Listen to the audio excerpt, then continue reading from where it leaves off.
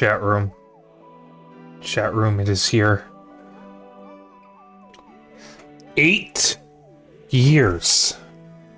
8 years I have been waiting for this game. I know my title says 3,000 years. But that's how long it's felt.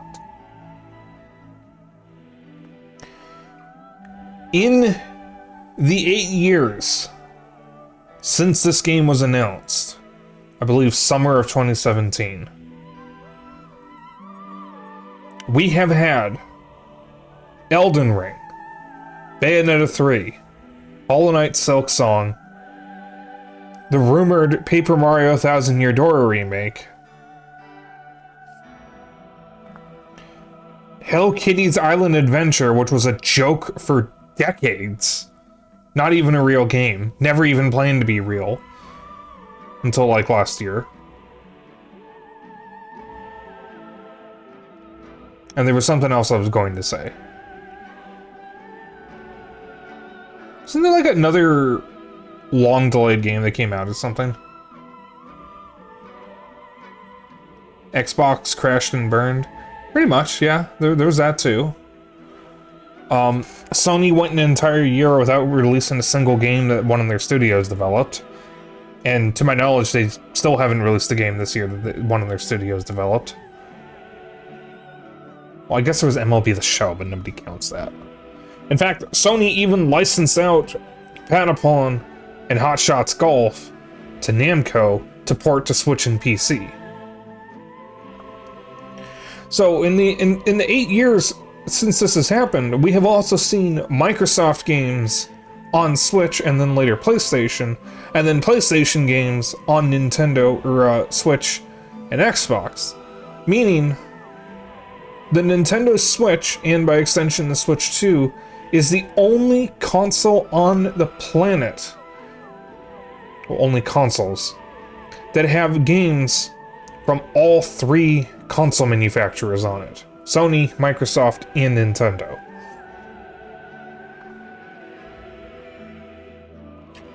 Eight long years. And 3 presidents. Well, technically, one of them was twice, but still. Three presidential administrations. There we go.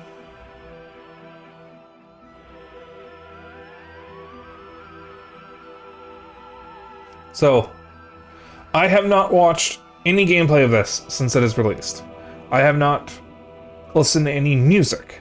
I have not seen any videos discussing the game. I have not watched any of my friends stream it or anyone in general stream it. I have not seen anything. The only thing I know is that Miles McKenzie is kind of annoying. And that's about it.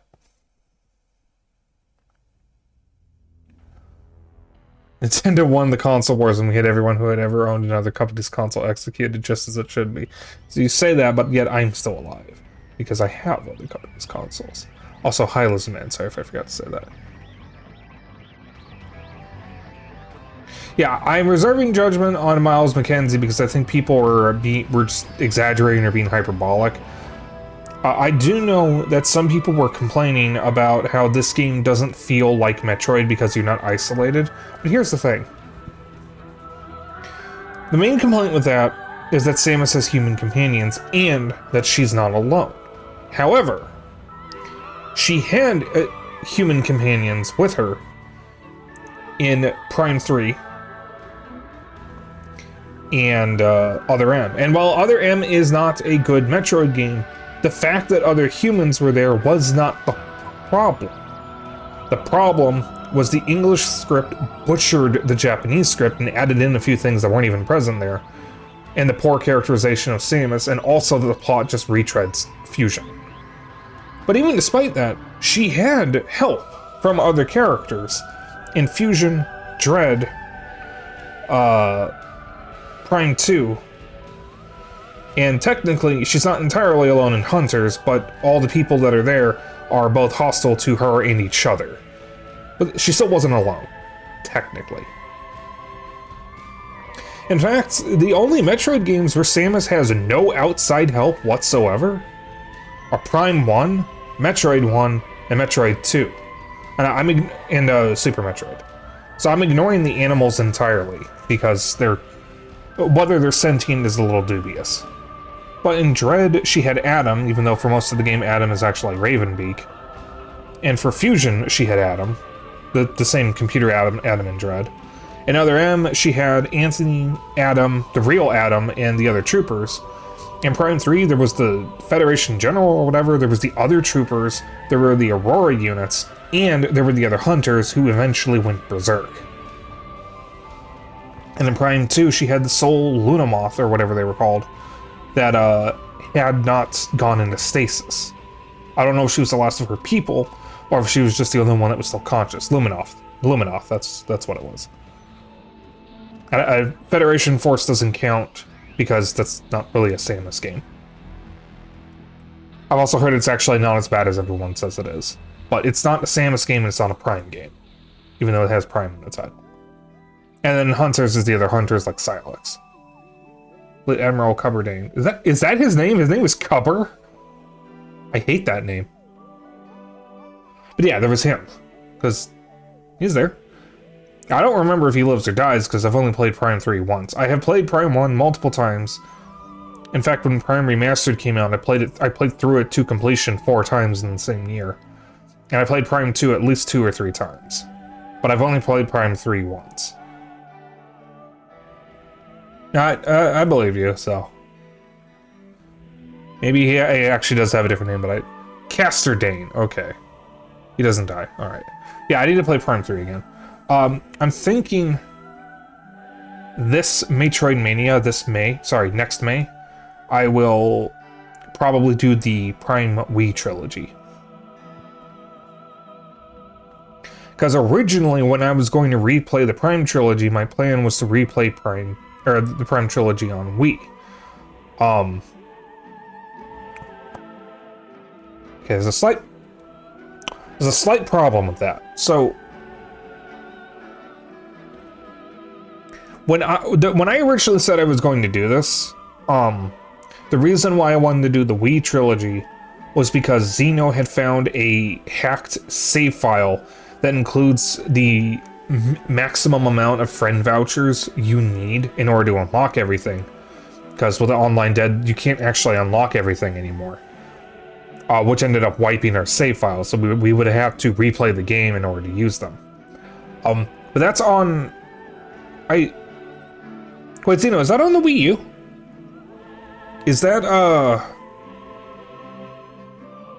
was that on the Wii U or our Wii? Do you happen to remember which one has the save data? I think it was just on an SD card. Okay, it's on the Wii U. Okay, never mind then. Never mind, it's not a problem. I just need to get the a spare power cable for the Wii U and maybe one for the gamepad.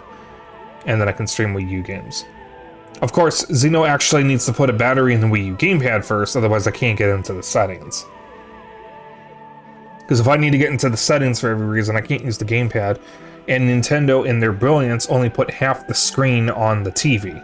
You're meant to use the gamepad and use the touchscreen when you're going through the settings. So I cannot actually get into the Wii U settings. I think. Pretty sure. So as soon as Xeno can get that spare battery for the Wii U gamepad, I can get the cable for the Wii U, and then I can start streaming Wii games in HD. Because they are like they are outputting in HD, but they're not really upscaled, I think. Also, thank you for the 25 streams, Lizardman. Spec is becoming more like Kohai, chatting for an hour before playing the game. It has been 10 minutes. 10 minutes. He does do that, though. He is a yapper. Alright.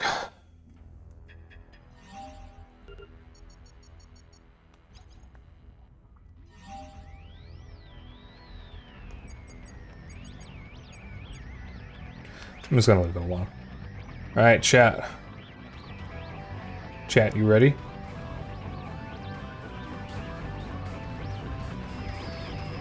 That's Samus's theme. Meantime, we finished watching Jeopardy with my mom, which we had to start.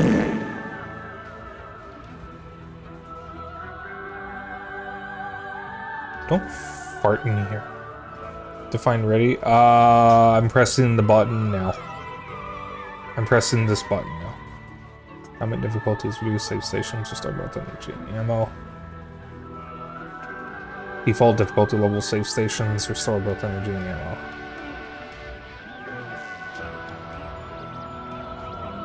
I'm already yawning. Hard to beat the game on normal mode on hard mode. Oh, okay. Yeah, I haven't been paying attention to the yawn counter. It's actually up pretty high. Welcome to the fantasy zone. Get ready. Oh my goodness. I'll respond to that in a moment. It is Cosmic Year 20X9. Determined to defeat Samus and the Galactic Federation, Silex and his army of... Oh, fuck. It is believed the space pirates are being controlled by Metroids that have the ability to fuse with other life forms and control their minds.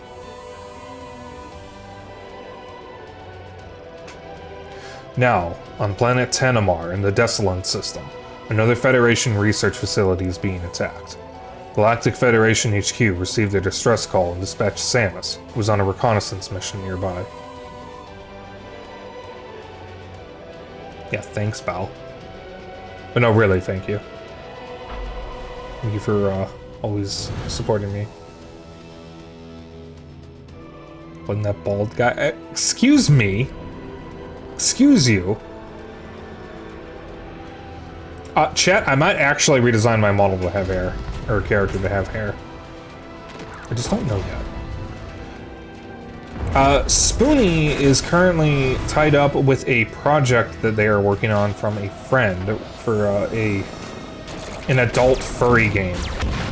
And they're going to be tied up with that for the next few months. But when they are free from that, if they do open up commissions again, I might actually see if I can hire them to help redesign my persona a little bit.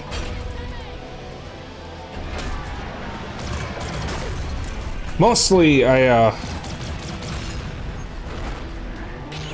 want to figure out a good-looking hair and hairstyle for my character, but might also change up the outfit a little bit. Still keep him dapper, but maybe not with the outfit he's had for years.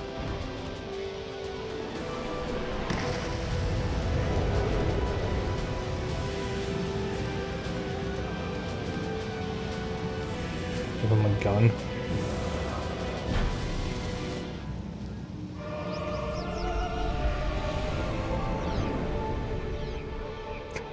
It's back!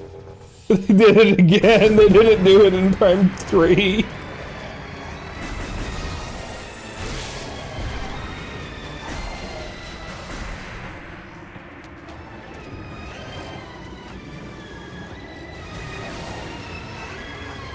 Oh, the camera going into the back of Samus's head. They don't do that in all of the Prime games.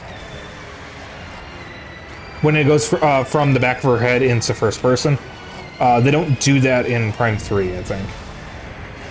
Or maybe they do, I don't remember.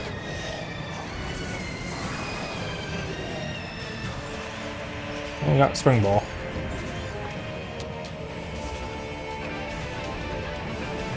Oh my god, we got a bumper jumper? Okay, Prime 2 also doesn't do it, yeah. I am actually shocked we have bumper jumper.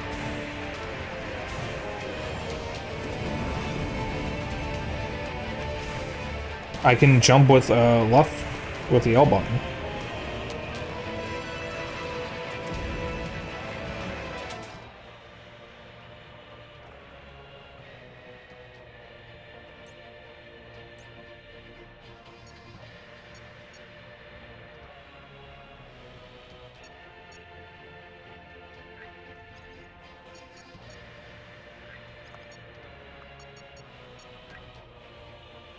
View edit controls. Yes.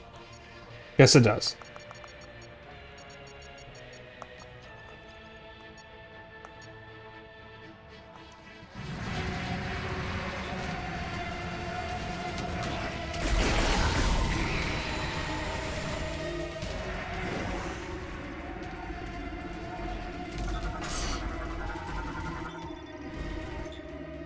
Alien morphology space pirate. Numerous injuries detected.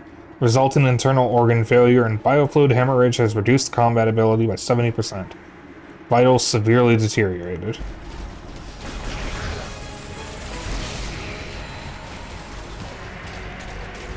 I'm glad.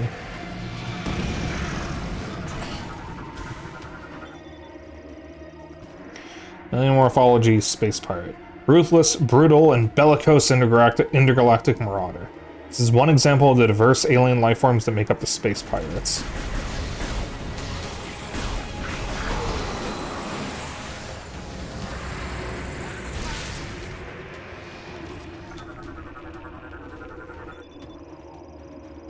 B2 Wall. Improved model of the Galactic Federation Tactical Barricade. Offers a 30% increase to durability over the V1 wall due to its UHMM metals. This ain't no use to invasion. They're up to something. Galactic Federation Trooper. Power armor suit has been penetrated in numerous places. No life signs detected. Vehicle SM.14GH-V1. 7th generation Federation fighter. Satellite linked to track any targets in weapon range. Shot down by space pirates. Alright, well, you guys can just wait a moment. I forgot to scan my ship. I gotta do that real quick.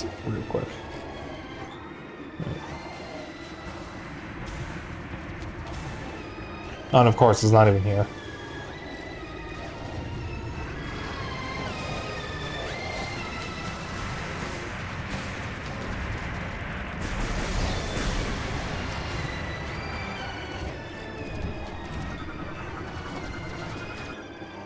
Galactic Federation Trooper.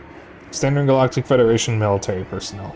Equipped with the powered armor suit and an NS-4664 assault rifle with a grenade launcher. Galactic Federation Gate. Composed of 3 shock-resistant reinforced alloy panels and a central sensor. Will unlock if the sensor detects beam exposure or an explosive impact.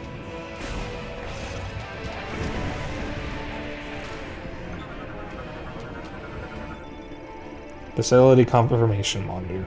Place live camera and structural sensor feeds from around the facility. Security clearance main terminals. Controls secure access to the Federation base. Maintains a complete record of staff IDs and can register new arrivals. Conventional shaped rifles instead of the semi-arm cannon SMG-style marine guns from Prime 2 and 3. We're holding our position, but the artifact is at risk. We need immediate... Samus, you made it. Command needs you to secure a sensitive artifact. Uploading coordinates now.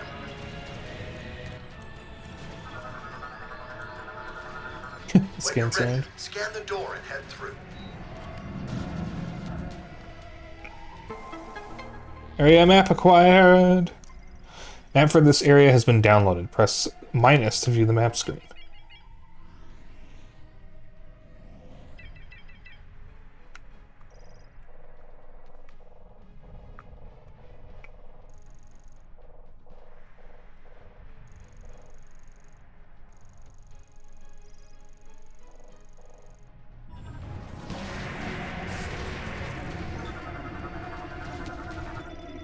Security Guide D registration complete.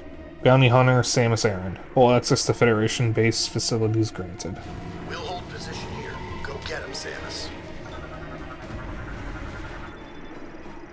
Federation container. Standard size storage and transport locker of the Federation. Has medium durability, plus cargo protection functions should its casing break.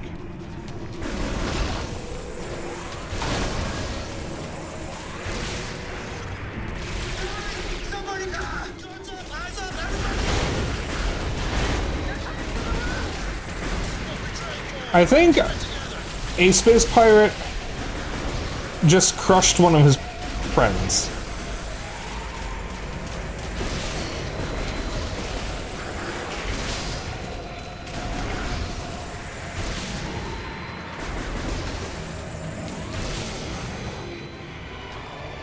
My heart is beating so fast.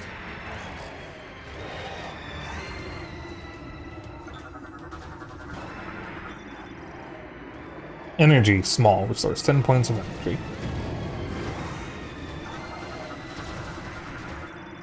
Central Command Subterminal. Provides assistance to the main terminal, as well as operational support for vehicles such as fightercraft and Golem war mechs.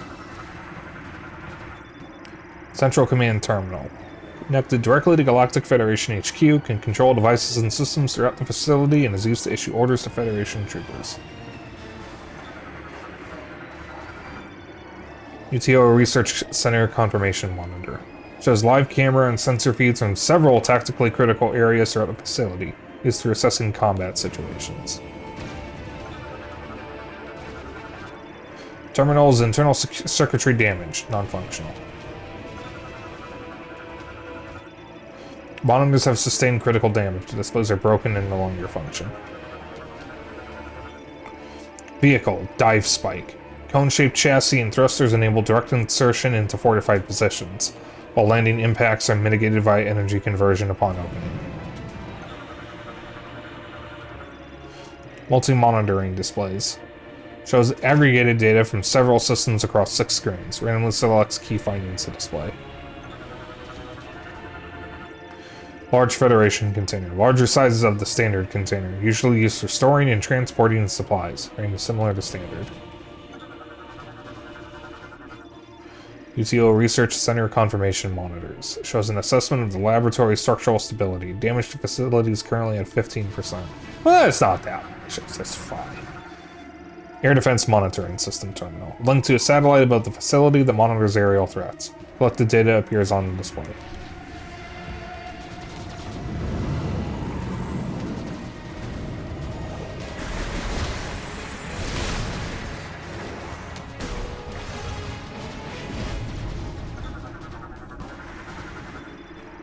Fuel pipe is ruptured and ignited. The fire is contained, though an explosion risk remains. Exercise caution near open flames. That's true, kids. Fire is dangerous. Vehicle. DAT Tactical Truck.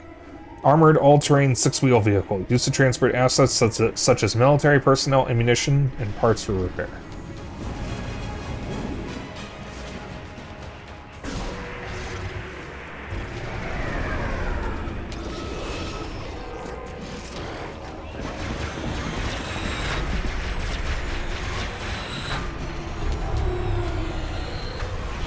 That was a pretty big mech.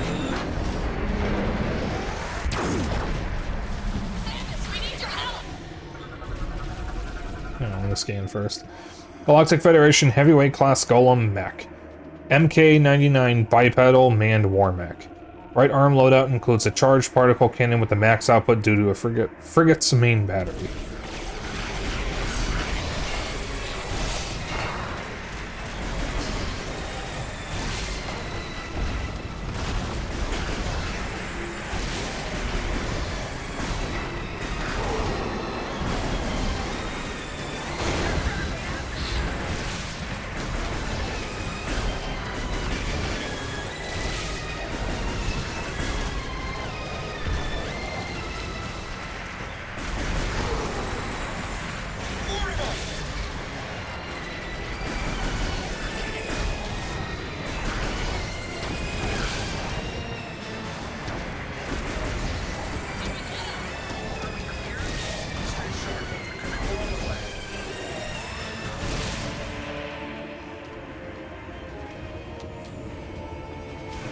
It's like Prime 1, enemies ragdoll from missiles.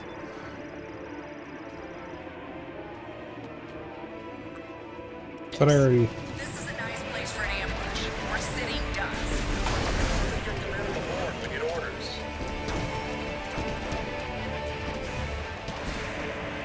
We'll keep our eyes on the sky.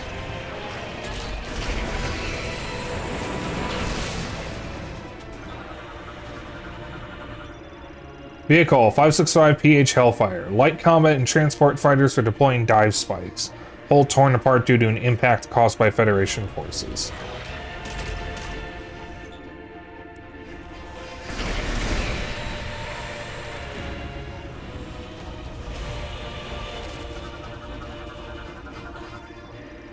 Duct cover grill cracked due to heavy impact. Any further damage will destroy it.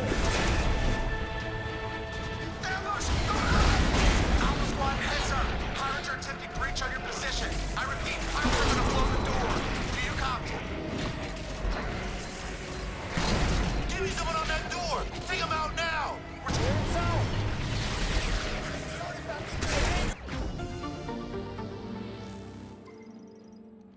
Yeah.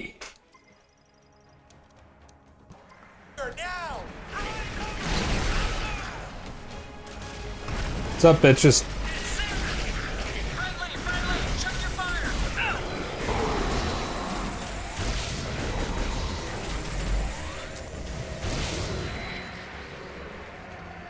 All clear. This is the Latest artifact research notes. Behavioral analysis. 3D simulations confirm the ring's orbital rotation pattern. Possible iterations are still being calculated. point. We hold this line because there's nowhere else to go. Hologram of the Desolon system. Artifact detection location marked. Universal Object Analyzer. Identifies and classifies unknown materials. Uses both radiation measurement and microfocus X-ray scans.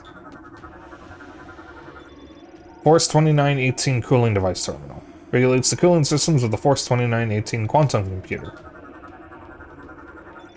Force 2918.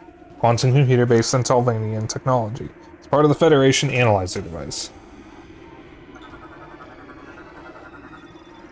Analysis room system terminal. Manages various data gathering systems and tools. It is linked to the main computer and central command. Sanders, Office Squad is expecting you in the head. Shut up, I'm scanning. Force 2918 computer terminal. Operates the Force 2918 quantum computer. Confirms and manages its state. Moving the artifact to safety.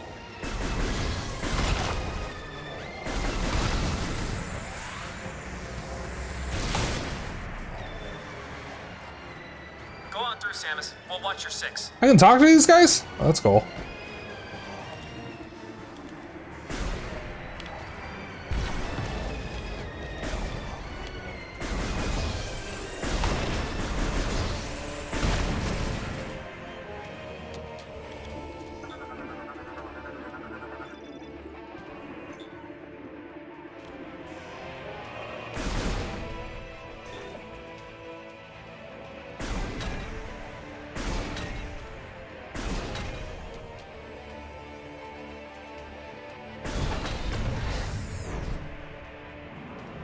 Interesting.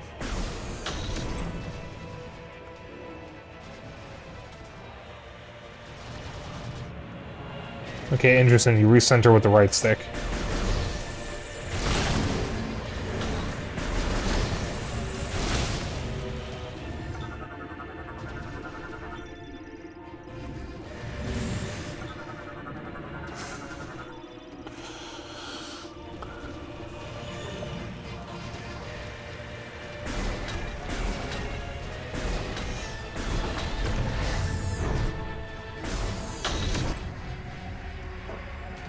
Get that artifact on the bird, now! Careful! I need to secure this thing. We're out of time. Let's go!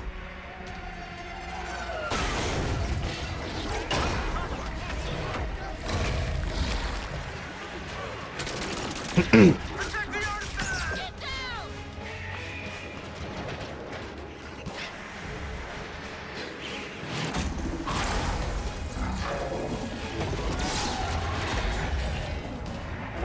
Holy shit, it's a Metroid fusion.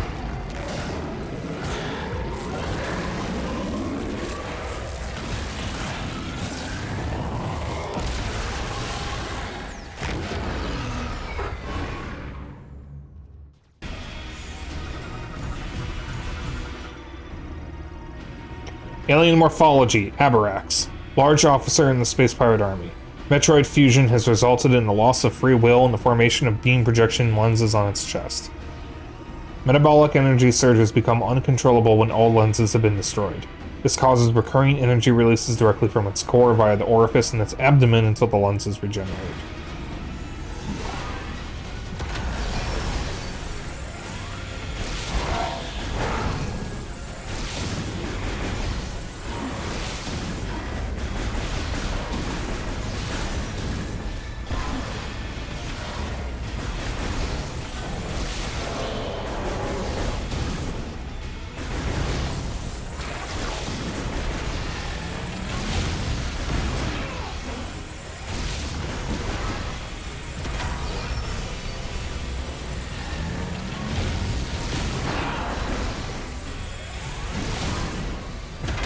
Oh, double press. That's why it's not working. I see, I see.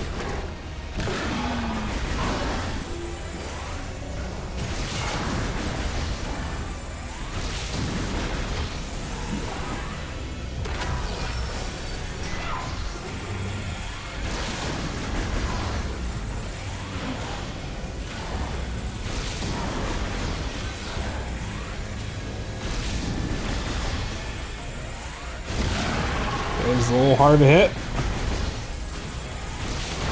There we go.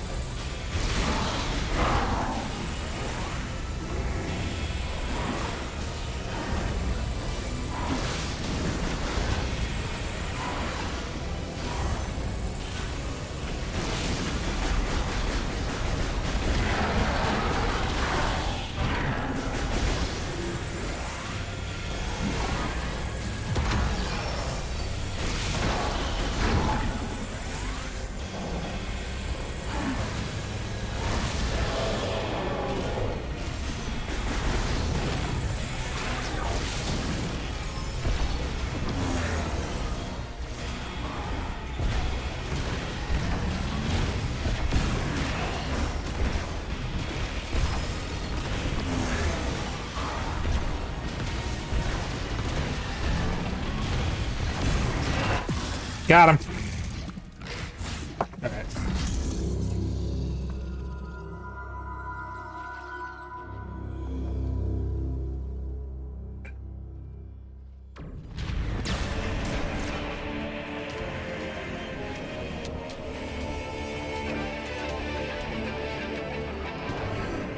Oh Christ, it's this asshole again.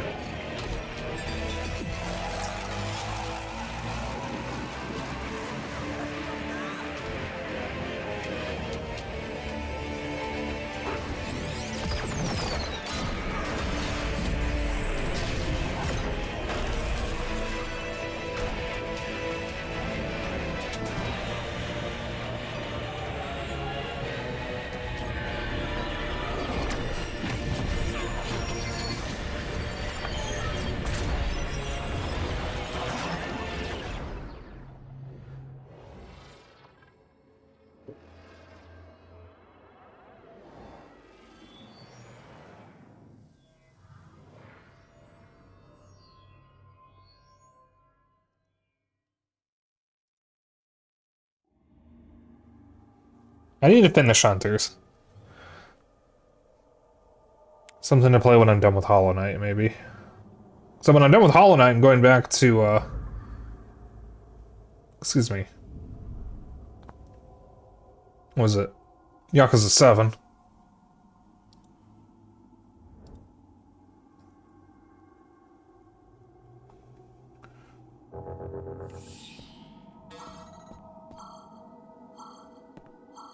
Various suit malfunction, multiple systems offline. Missile launcher offline. Space jump offline. Morph ball bomb offline, but not morph ball itself. Boost ball offline. Also, chat, is gaming 60 FPS for you? For some reason, my stream preview seems to be, or my preview on Twitch seems to be 30 FPS.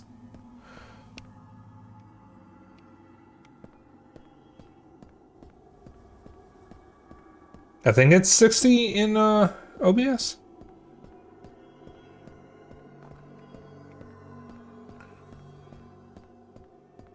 I don't know, it looks like it's fine. It's like a 60 to you. Huh. Maybe the preview on Twitch just doesn't output 60 FPS even though it says it does.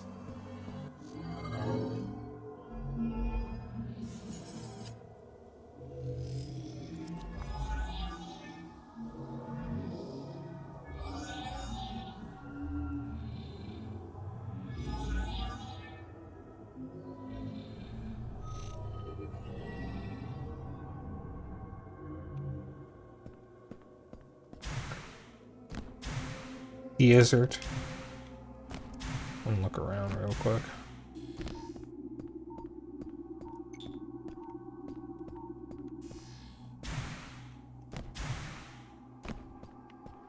Yeah, from what I know, this game, at least on Switch 2, I don't know about Switch 1, manages to maintain 60 FPS basically at all times, with barely noticeable dips when there's a lot of action. Analysis implies this is a mechanoid variant. Local database contains no matches for its materials or technology. This is one of the most technically impressive Nintendo games to come out in the Switch or Switch 2 eras.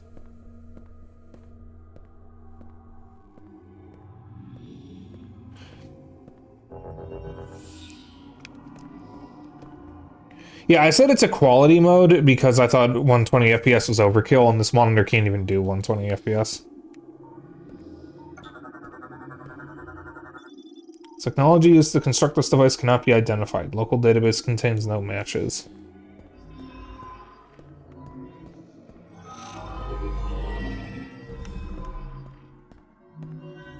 And at some point, I will stream the GameCube versions of Prime 1 and 2. I need to see if I ever bought Prime Hunters digitally on Wii U, because I don't remember if I did. Don't think I did. So I could stream that.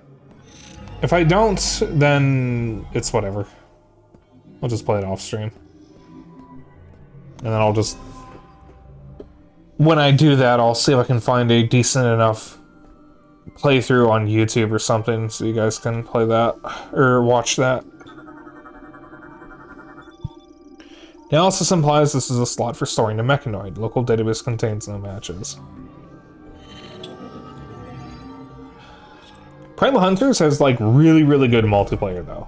I really hope we get some form of Prime Hunters on Switch 2, just because it is genuinely a really fun FPS multiplayer mode.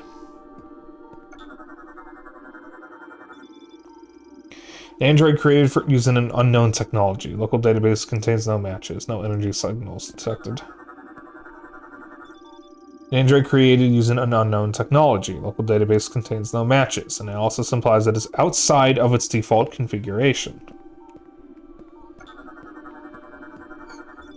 Analysis implies this is an unknown hologram technology. No matches found within local databases. Statue of an unknown species composed of an unknown material. Local database contains no matches for the material's geometric signature.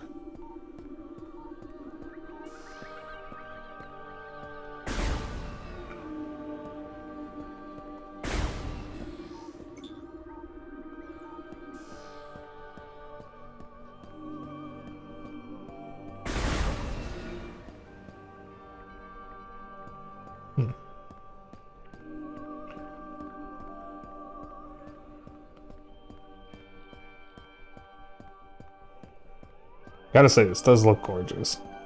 I wish I had a 4K so, I say I wish I had a 4K monitor, but it doesn't make sense to have a 4K monitor in my bedroom, because my laptop, like for streaming, because my laptop cannot output to 4K.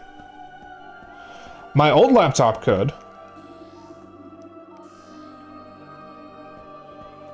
but I had to downscale it to 1080p because with the screen size at 4K, I couldn't read anything. If I actually had a desktop that could output to 4K, and had a monitor for that, then it would be fine.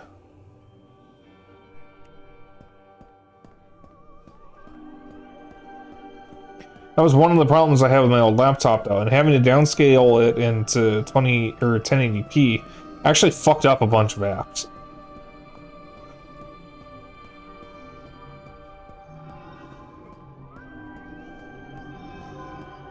They're all like zoomed in or something.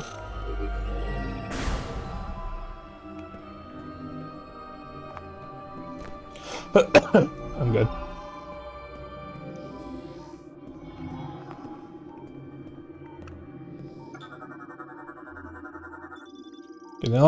Analysis implies the sensor is part of a device made with unknown technology. Local database contains no matches for its function, operation, or effect.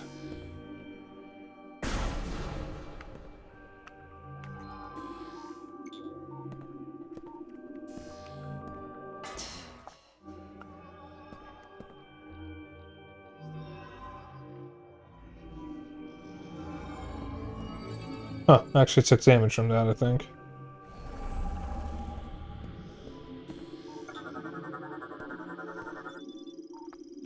Formed instantaneously using an ore with an unknown geometric signature. A current of unidentified energy runs along its surface. A giant statue of an unknown species made of an unknown material. Local database contains no matches, energy is gathering at its forehead.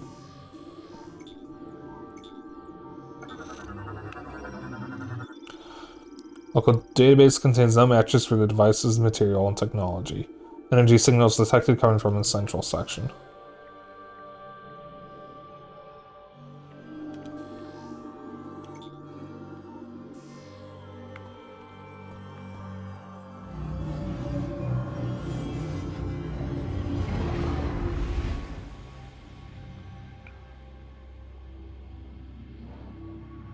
Can't scan here.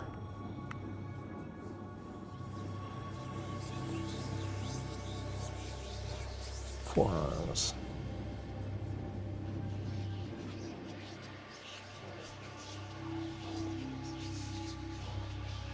Things are kind of cute, whatever they are.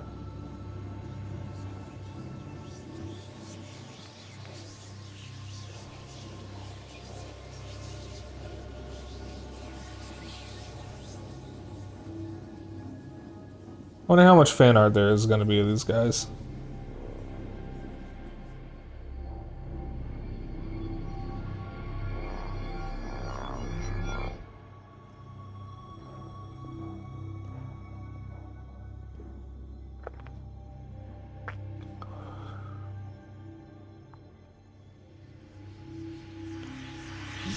Ooh, excuse me.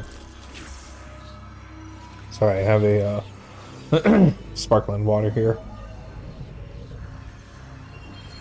I got a horchata in the fridge I'm gonna have after stream.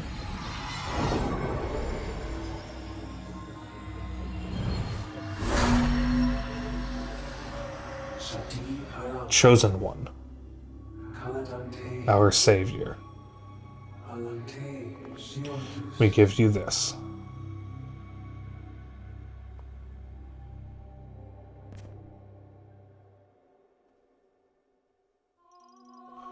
Psychic Crystal acquired. Releases the latent psychic powers residing within you and enables interacting with psychic technology using your visor. Press A to fire a psychic beam. Press Z to switch to the psychic visor. Open the menu with minus and check the inventory for more information.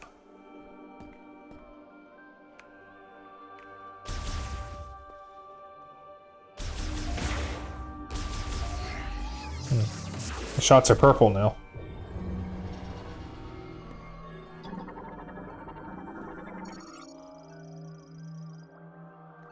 Statue made of umazonite depicting a Lemorn.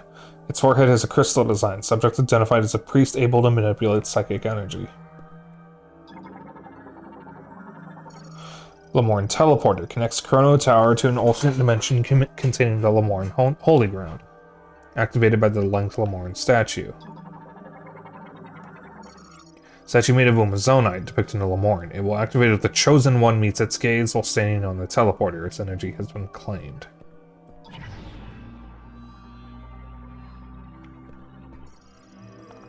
Psychic Assembler. Forms objects by bonding or molecule nanomachines floating throughout the environment, operated using psychic energy.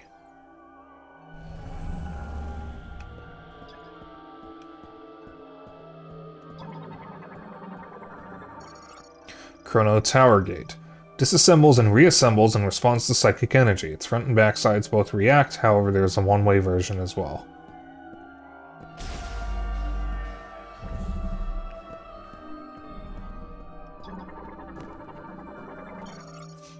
Mechanoid, Cybot. Androids built by the Lamorn to aid in everyday life. Operated via telepathy. Modified to face the Griever threat after the Great Tragedy.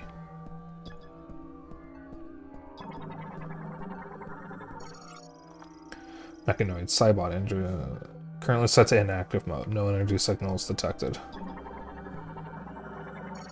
Elevator to Chrono Tower Pinnacle enabled. Touch the hologram to activate.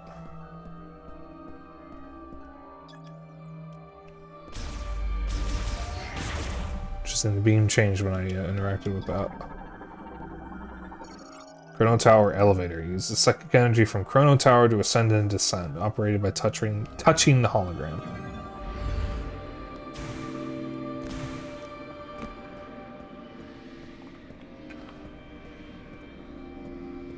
So right now, the game just looks gorgeous. This is, like, at least right now, probably the best looking Nintendo game I've ever seen.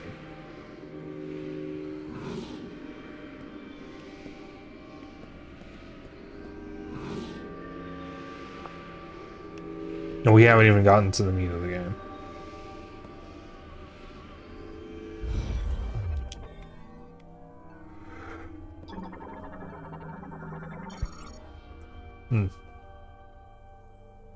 What was he on? Sai Samus!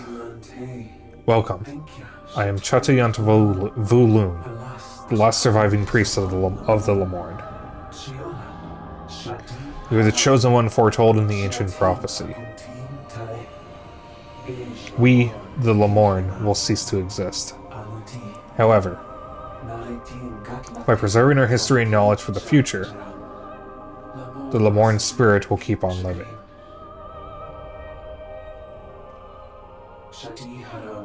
Chosen One, carry out our legacy from this planet Vubros to a new world. That is your mission, and the last hope of the Lamorn. The Master Teleporter is located in the pinnacle above us. It is needed to journey to a new world. To use it, you must first collect 5 keys.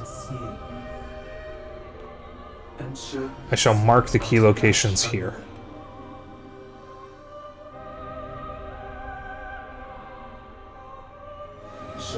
Chosen One, first travel to our temple. Touch this ball of light. I'm gonna scan it first. Teleportation field generated by psychic energy. The creation was a skill unique to the Lamorn priests. Contact instantly transports objects to the location designated by its creator. Hello.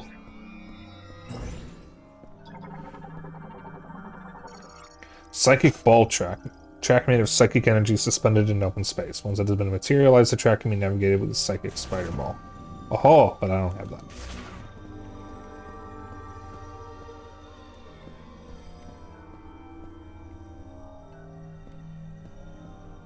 Ah, that goes to, that's how you get to the teleporter. Let's see.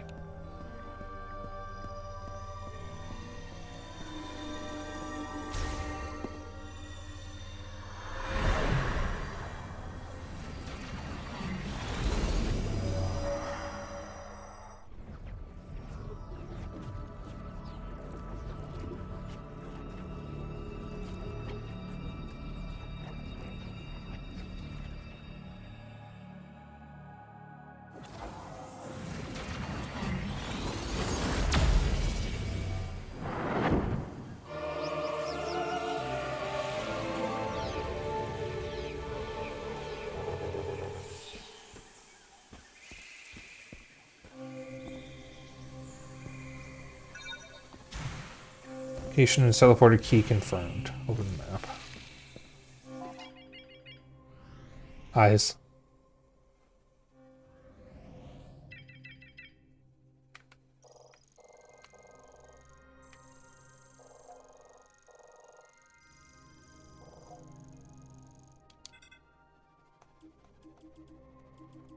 Let's see, we got screw attack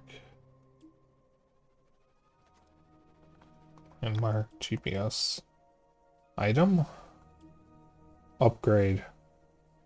Wait, no. Item, landmark, enemy,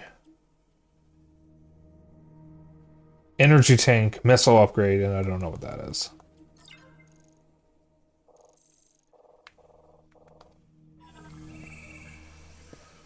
Cool. Okay.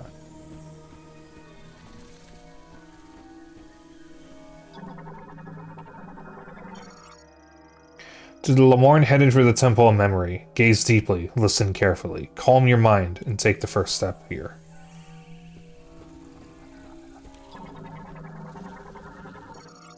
Plant morphology, lysocask. The thin skin layer of this fruit contains a low viscosity and highly nutritious liquid. Strong impact will break the skin and scatter the pungent contents. Cool. Give me a 1 moment here.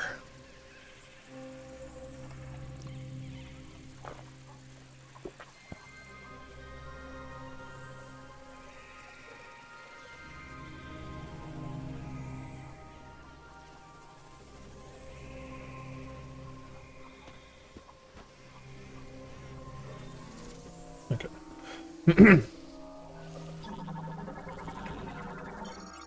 Mollusk morphology, Meyerworm. Mollusk found in riffle habitats. What the fuck is a riffle habitat? Imitates plant life to lure in and feed on small insects, but retreats underground if they sense danger nearby. Yeah, it's spankweed, or whatever it was called from the first Prime game.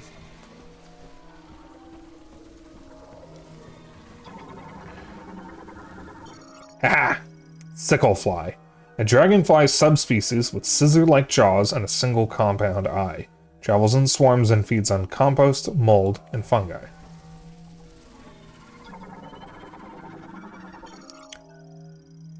Orang crane. Large avian creature that primarily feeds on fruit. Overdeveloped chest muscles allow it to fly for days without rest.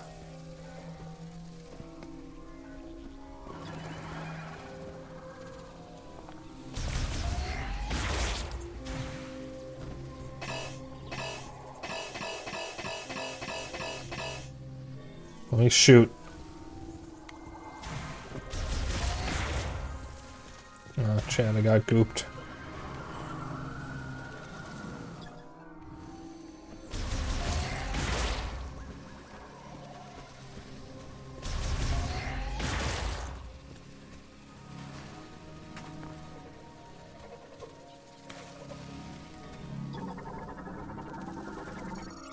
Ancient statue carved from a single stone.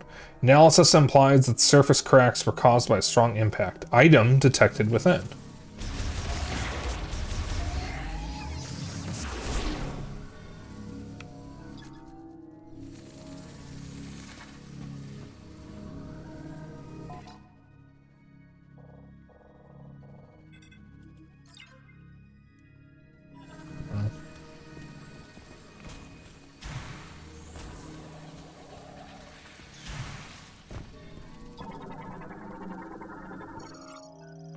Giant spiral.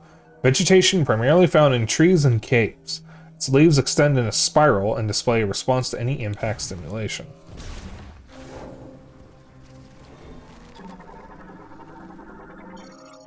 Glister beetle. A beetle possessing bioluminescence. As a species, they tend to group together, emitting considerable light, making themselves easy prey to spot by predators.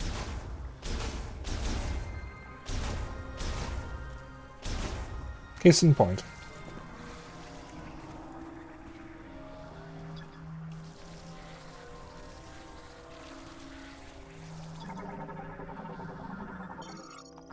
Shimmer strap. Variant of terrestrial crustacean parasites that live on wood surfaces. It is immobile and primarily consumes sap. The tip of its tentacle has a luminous organ. Uh-oh. Homing spore.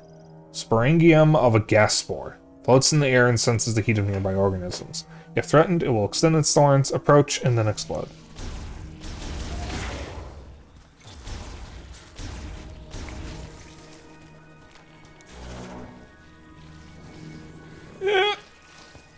I want to go under the thing. I want to go under it. I can't. Okay, fuck. Oh, cool. You get to see some movement out of Samus before you get back to first person.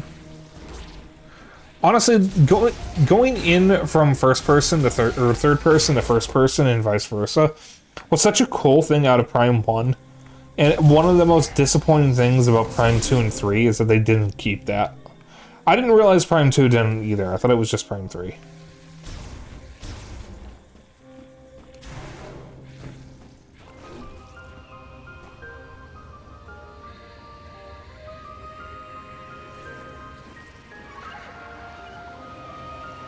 Eerie Green.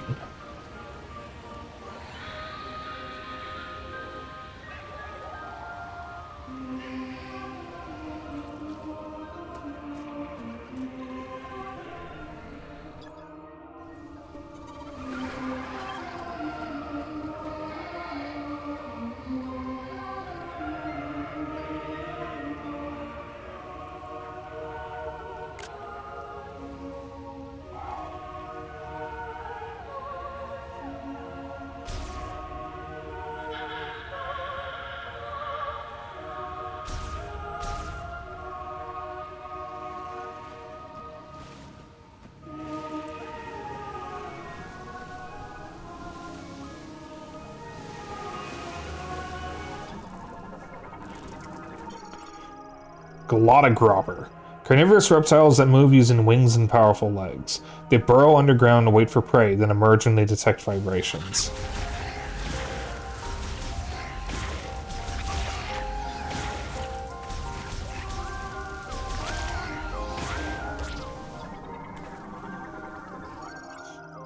Poxid. If it senses an approaching organism, it closes its petals and hardens to protect its ovaries.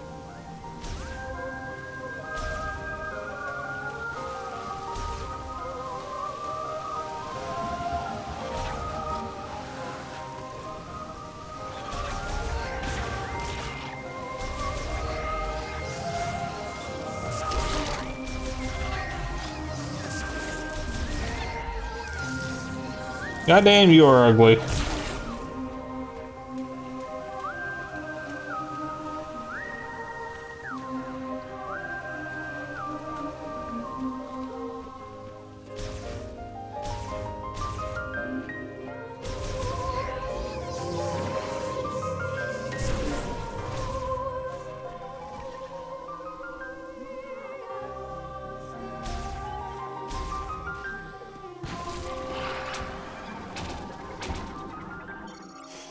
Root Spur, a mobile tuberous root plant variant with an autonomic nervous system. They usually live in mud underwater and will surface if a creature draws near.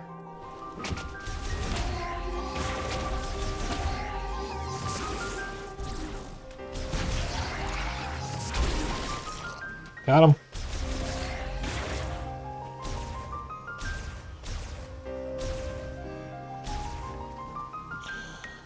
So I have just realized that the only two Metroid games that I have never finished, the only three Metroid games that I have never finished, aside from Prime 4 obviously, since this just came out. And check the second part of this game. Oh, I will do that in a moment.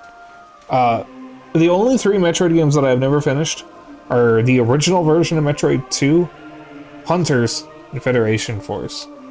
So maybe at some point I will stream Metroid 2. Oh, what do you know? I get the scan again. If their territory is invaded, they will attack with their vines until the intruder is defeated or driven away. Despite its hard outer skin, even a single shot from a high-powered weapon can defeat it.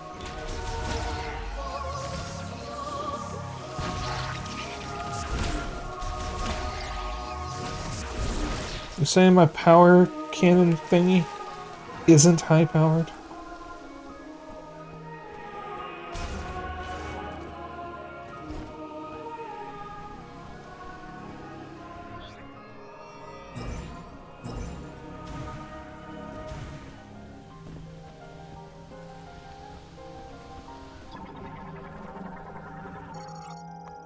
Ancient purification site.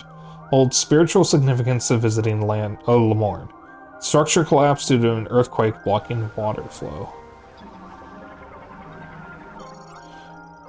Gas spore. Fungi variant. Its Periostracum is extremely hard and cannot be destroyed with standard beam, but it will open up to release homing spores.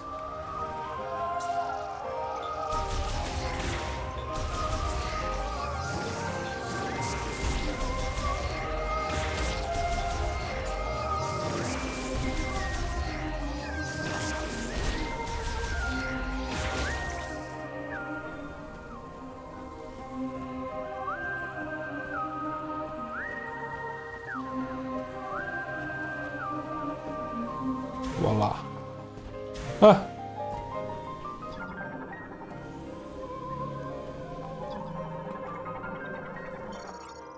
Formed by compressing psychic energy. Standing on them requires psychic boots. No. Second definition. Outermost organic layer of the shell and many shelled animals such as mollusks. Oh, thank you.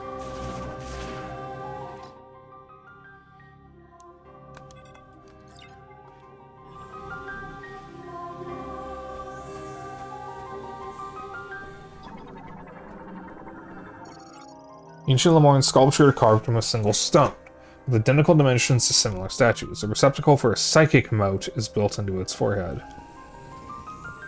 Okay, but I don't have a psychic mote.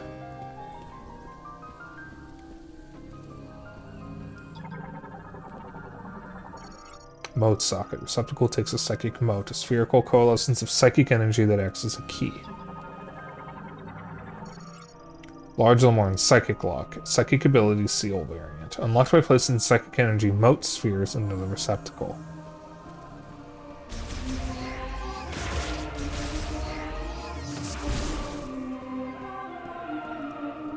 I think my favorite meme to come out of Prime 4 is the one, a draw over of that one picture of a guy holding up a slice of pizza with his mind, and instead it's Samus.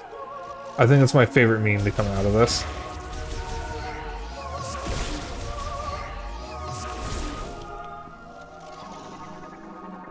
There you go. Mechanoid Scoutbot emits ultrasonic waves from overhead to detect the map and map the positions of valuables in the area. An electric shock will activate it. Okay, but I don't have anything electric.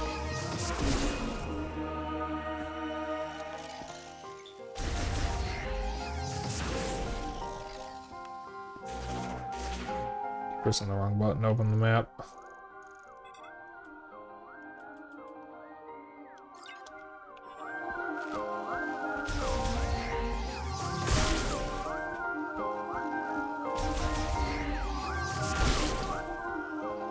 Yeah, I will say, I do like it when games give you markers and actually make it clear what the markers are for.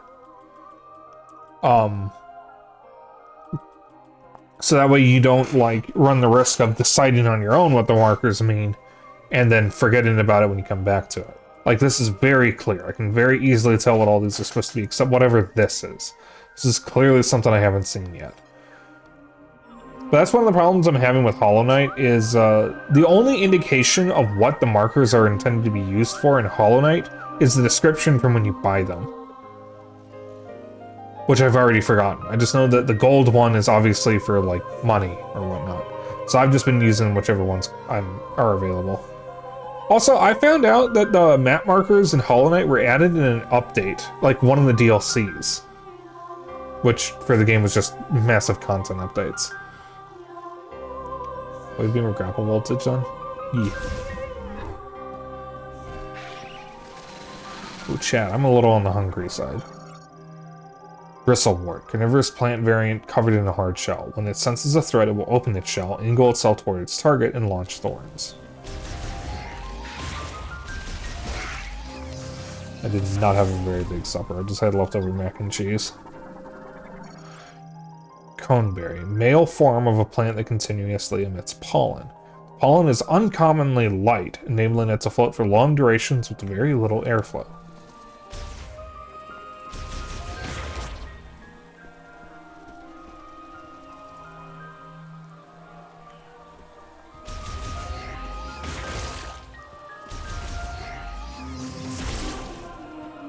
Chat, I am going to step away for a moment and see if I have a granola bar somewhere.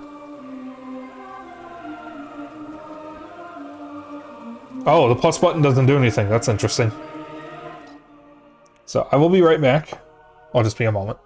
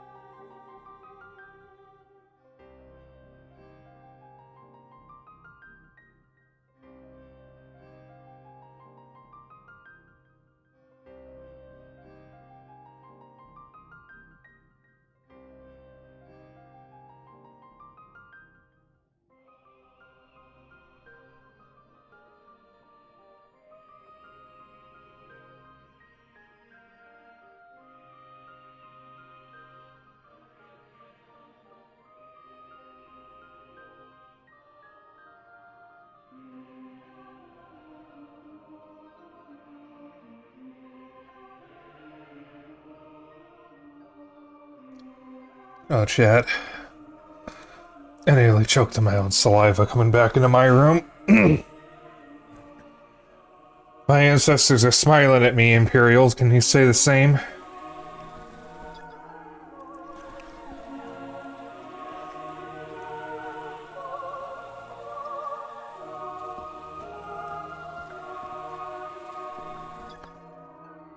There's the moat receptacle, though.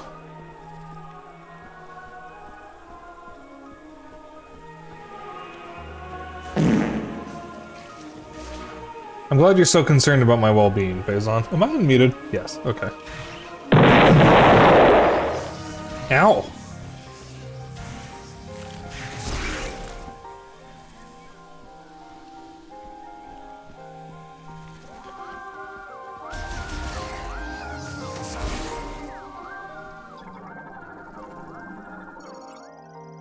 Psychic Gate. Normally closed, opens automatically upon receiving psychic energy from a link sensor. Receiver and conductor for psychic energy linked to the gate. There's the moat.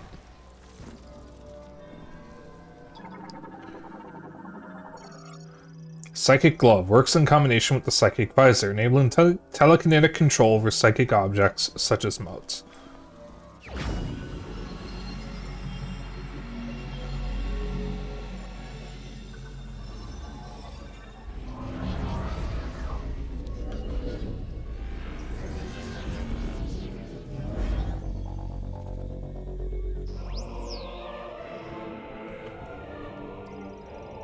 Enables remote manipulation of psychic motes and psychic objects. Switch to the Psychic Visor and hold CL to grasp the target. It can then be manipulated with the right stick. Open the menu with minus to... yeah, whatever.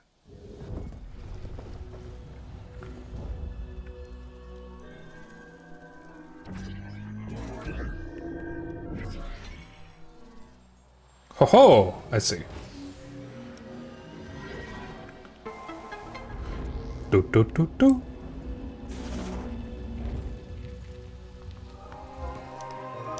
Nah, right, I don't have the spring ball.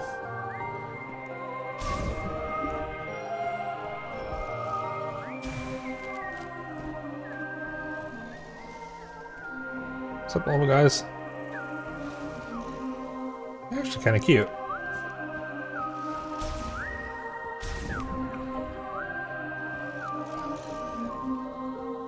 Ah, right. Nope.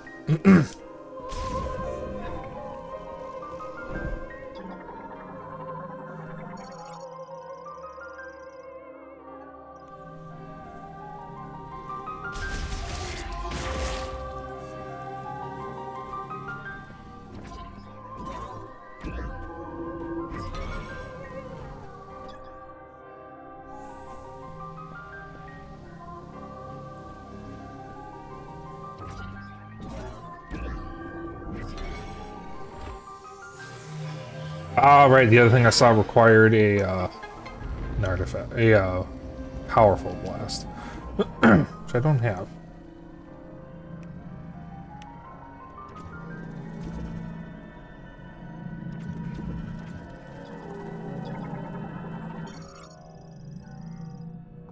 Psychic Container. Stores items prepared by the last Lemorn priest to be given to the Chosen One, open using telekinesis. Ah, I see, here we go.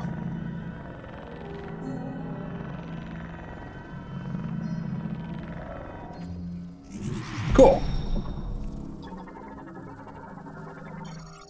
Energy tank. Buggos. Boogs. Yeah, whatever.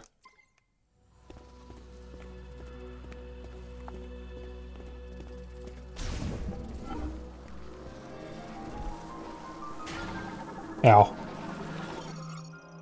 Shren, flying insects that build nests on vertical surfaces such as rock walls. Lives in swarms and will shoot acidic spray at organisms that approach the nest. Shren Hive. Hive opening formed from a mixture of chewed up plants and ore mixed with Shren saliva. It is extremely vulnerable to explosive force.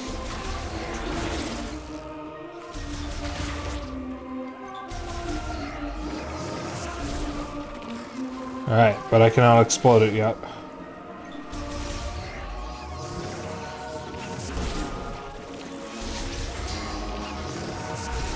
Nope.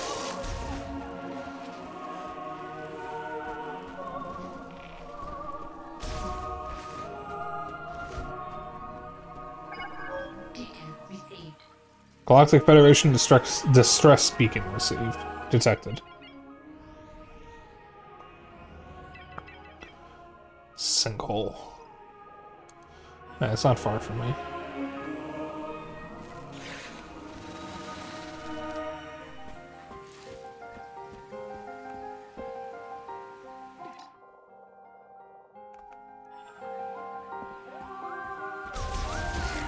They can wait. It's...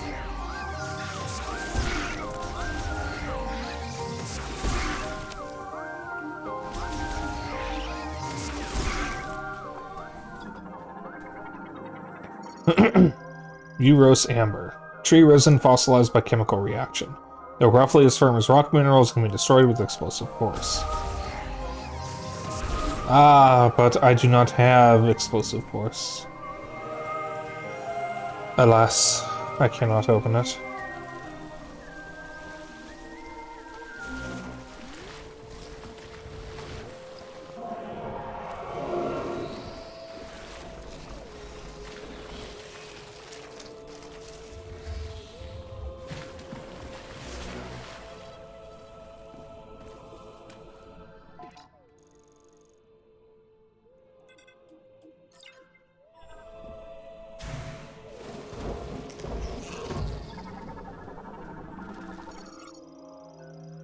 Isopod.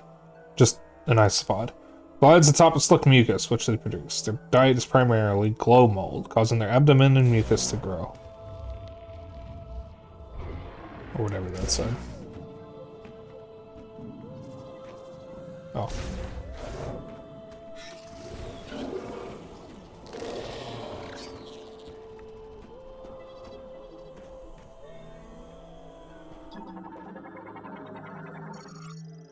Glow mold. Bioluminescent fungi variant containing large quantities of luciferin and luciferase in its cap. This causes a glow of both the fungi and its spores.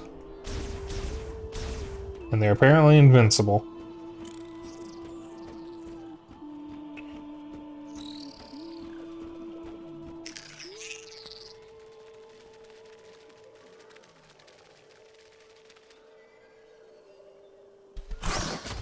Rip.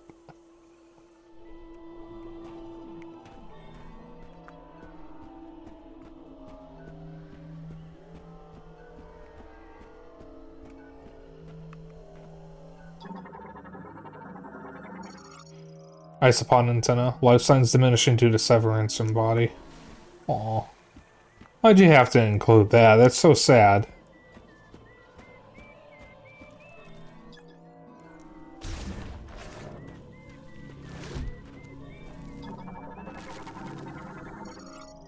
Beetle variant nest. Composed of hardened mud and clay, the nest is fragile enough that a single powerful blow would shatter it. Sorry, guys.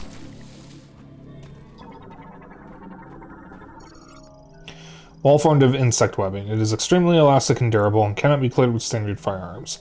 Highly flammable and removable using high heat weaponry. That looks like something. Shot expansion. Increases maximum shot ammo by 10. Also restores 10 shot ammo. Okay. What is shot ammo, though? Interesting.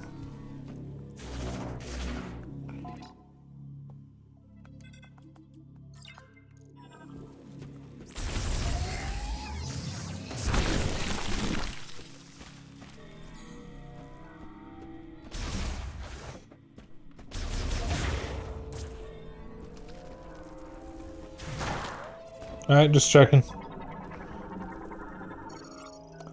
Fern root variant. Lateral root and root hair tips with extremely sharp edges that can be cleared using standard firearms.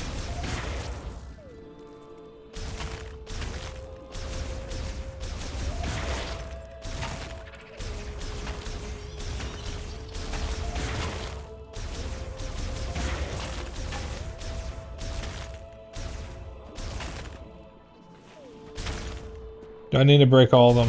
No, but it's fun.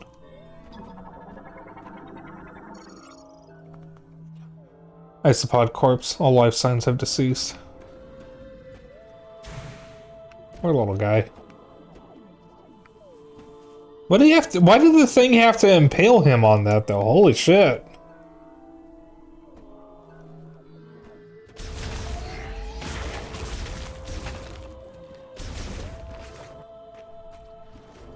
I thought the thing was gonna like eat him or something, but no.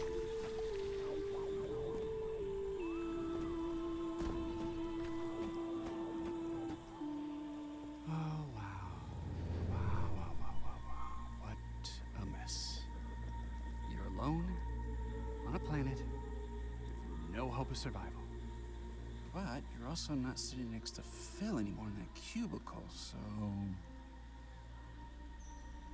Win? Oh. Okay.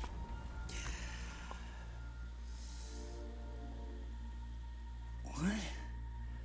What now? Samus? Samus Aran? Hey! Hey, Samus Aran! I'm stuck! Help me out! Oh! Please get me down. I'll just stay right here. Try not to die.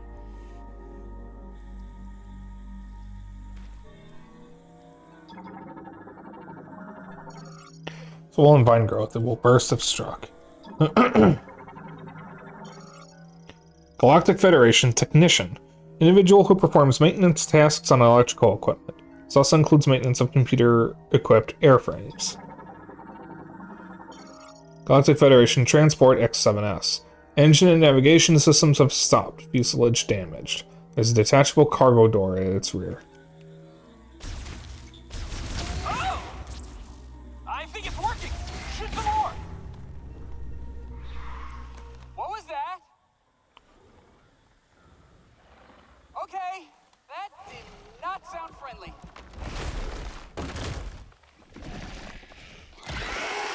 Ah, okay, I got it. Oh, no.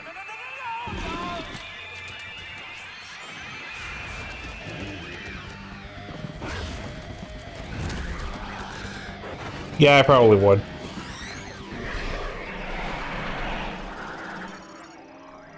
Jungle Griever. Griever variant of this area. It can leap to great heights and climb trees quickly.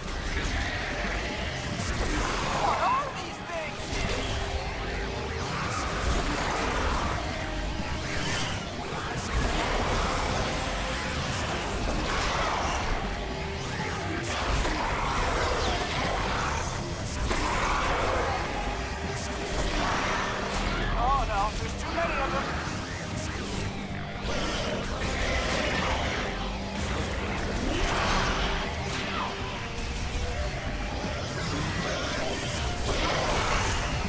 Oh, Xenon's thing is like vaguely human shaped. That's not so weird. What are you freaking out about?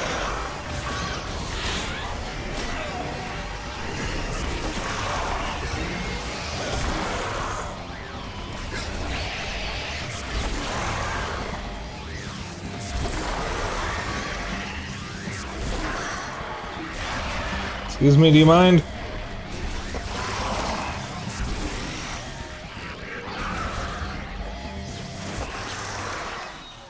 Got him. Oh, great job. Now help me down.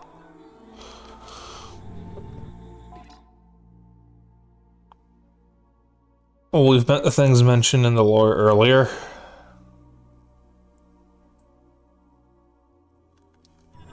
We did?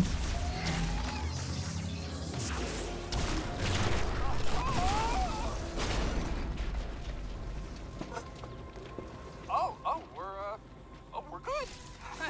Okay. I'm coming down. Thank you, Samus. I'm Specialist Miles McKenzie, Engineer Level 4. I have something for you. Hold on, I gotta manually override this. Needs X7 to stick a little. Come on.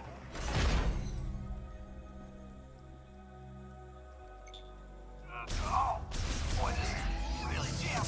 Ah! See? No biggie.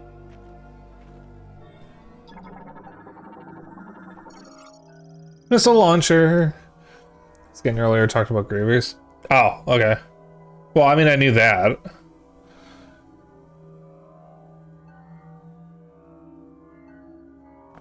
He comments if you shoot him while he's hanging there. That's funny. Explosive combat item developed by the Galactic Federation. Oh, we all know what the fucking missile launcher is. Primarily responsible for golem maintenance at the UTO Research Center. We're skilled in operating, repairing, and modifying computers and machinery. Did you just scan me? What does it say? Don't! Enough!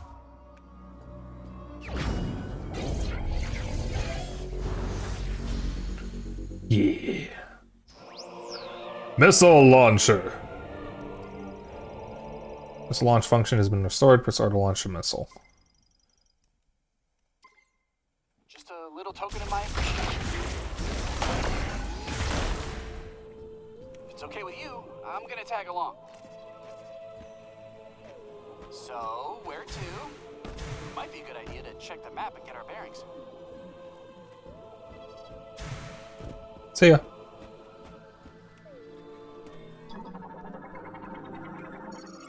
Artificial fusion of flora and fauna made using Lemoyne biotech. Extremely fast cellular metabolism allows full regeneration even if reduced to pulp. I hate that word because I can never say it. How did you get up here? It won't stop moving. Look at that.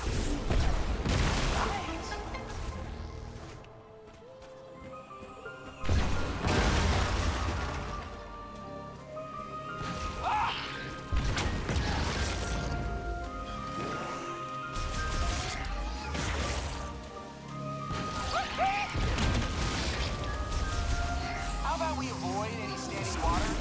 Those things seem pretty territorial.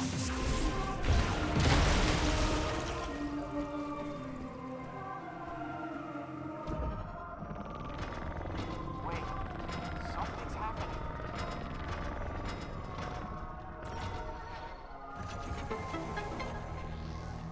What? How'd you do that? Psychic. Wonder what's That's our first save point, and we're already an hour and a half in the stream.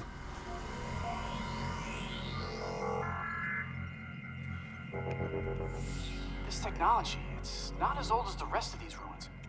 What do you think it's doing here? I'll follow you to your objective. Lead the way. I'll follow you to your objective. Lead the way.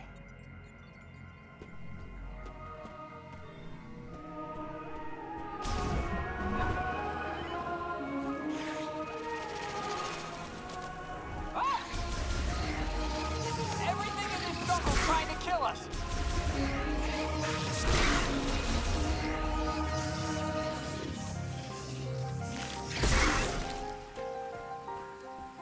Missiles are effective against a creature with a hard shell, you know.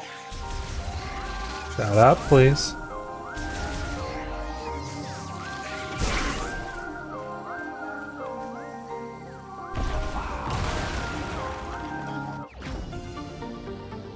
Dong dong dong dong dong dong. Massive tree. Must be Okay. Keep pressing that to access the map. Save point. That's one way out. Alright, I'm gonna go back here. I can remove the marker for here. super fascinating.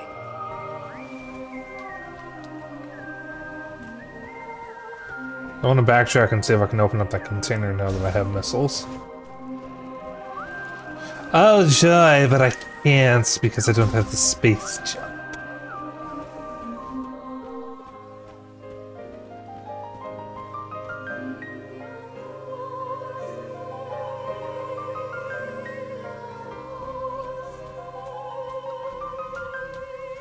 Alright.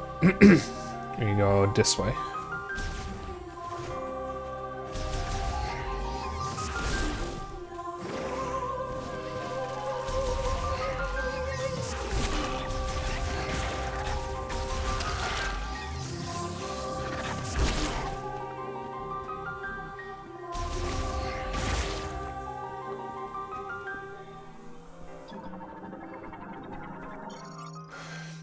Bridge paves the way to the Temple of Memory. Those Lemoyne who follow the path will come to the altar connecting the past and the present. You read that?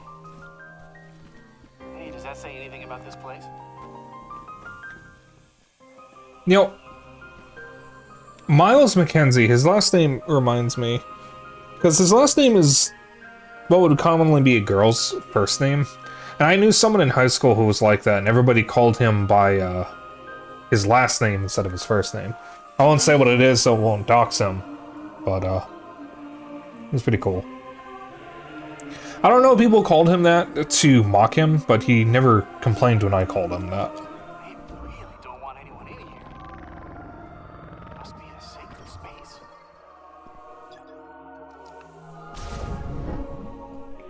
Like, nobody called him by his first name. It was always his last name. I've never seen anything like this. It's beautiful.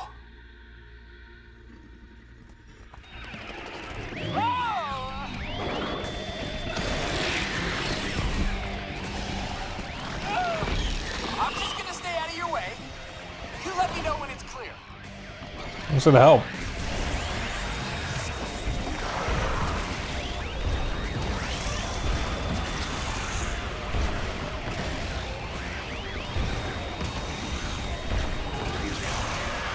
I'd appreciate it if people didn't close doors loudly right outside my room.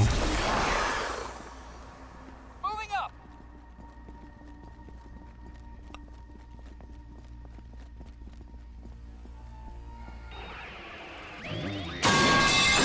Ow. Oh, he has health. Try your missile, Samus. Might be able to knock you right off the bridge.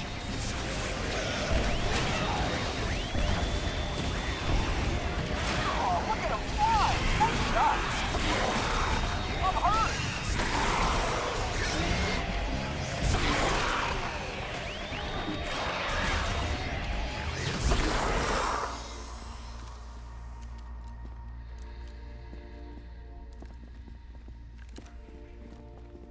People made Mackenzie out This is the last stretch. to be like the girl from Forspoken, and so far he's not really that annoying.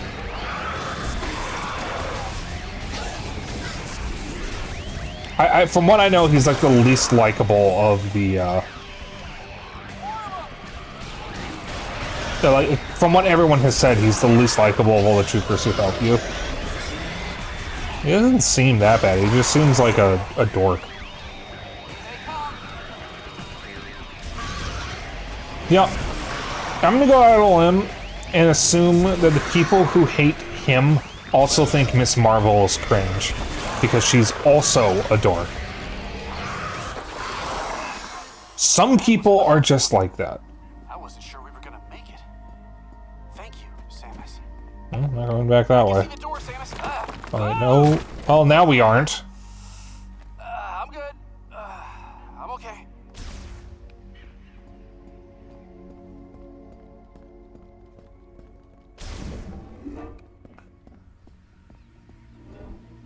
Mackenzie's a chatty nerd who is kind of in over his head. Yeah, exactly.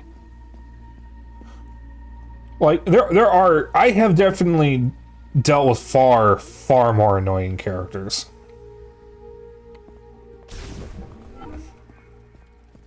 The nice thing is, I can just tune him out if I want to. I don't have to listen to him. It would be a lot more annoying if he constantly stopped the action to tell me stuff. Like a certain spirit in a sword from Skyward Sword. Ancient Lemorne object with a plant motif. It has sockets for tomb motes.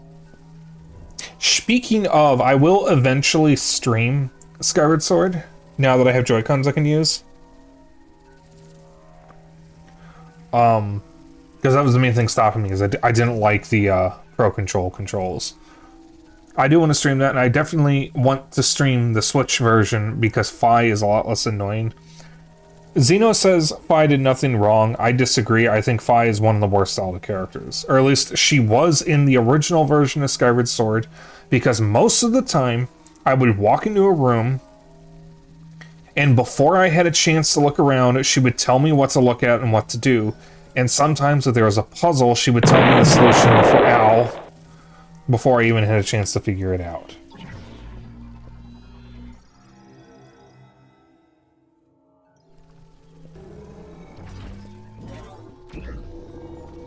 Bah. I have no idea what we're doing, but it feels like it's working. See, Xeno hates it when I'm correct.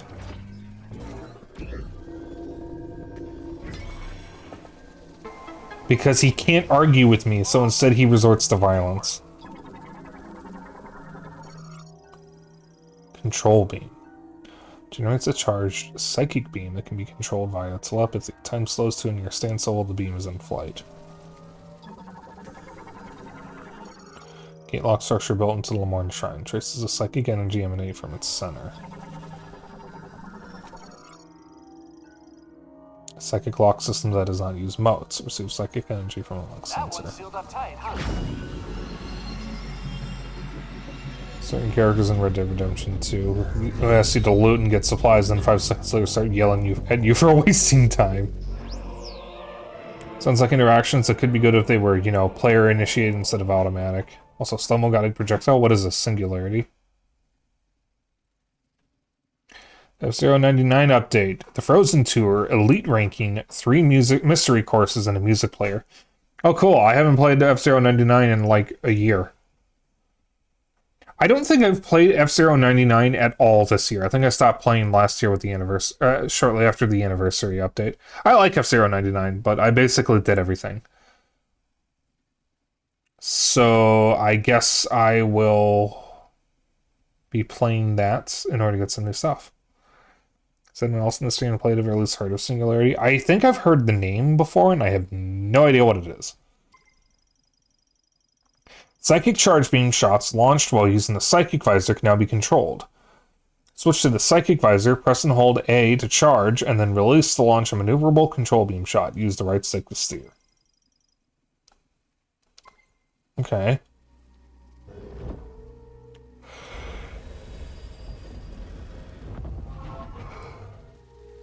You found something for your suit, didn't you?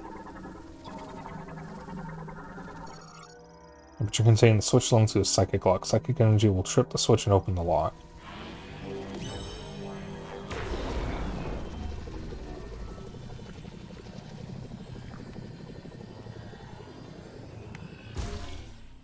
That's cool. Now, can I use that in combat, or is that exclusively for switches?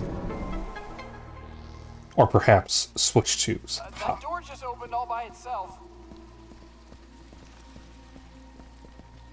Hey, Mackenzie. Oh, wait. Mackenzie.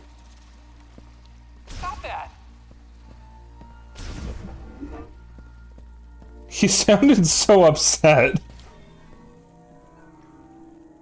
You can absolutely use it in combat. You're expected to later. Okay. It's an FPS where you obtain a glove device that can warp time to alter the environment or attack enemies. Sacred fountain made of umazonite. The water is sourced from underground ruins, which allows its temperature to remain consistent throughout the year. Cute. Oh, that one's broken.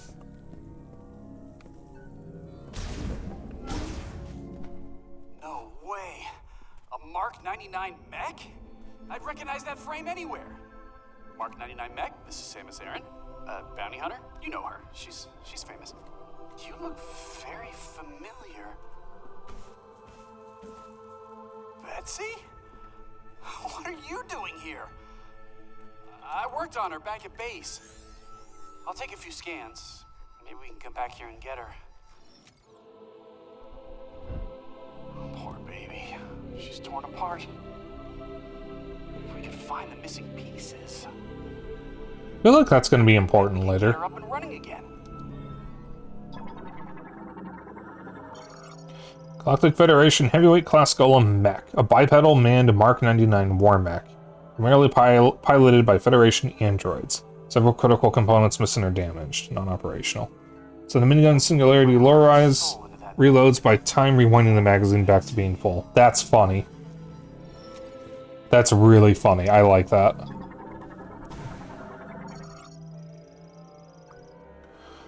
Federation Heavy Container. Exceptionally durable and ideal for tactical assets such as weapons. Only extremely powerful explosives can destroy them. Oh, probably super missiles.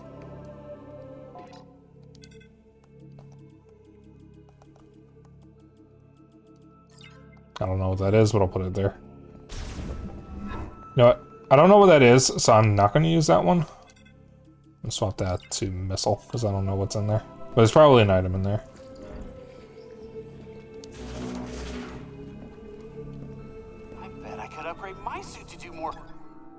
all. Wait, I'm not that flexible. I wouldn't recommend that, Mackenzie.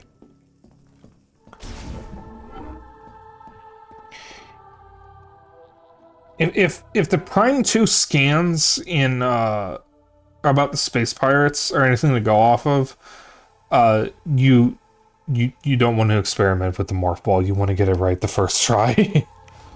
Hello. Control system built by the Lemorn used in the Machine era, currently inactive.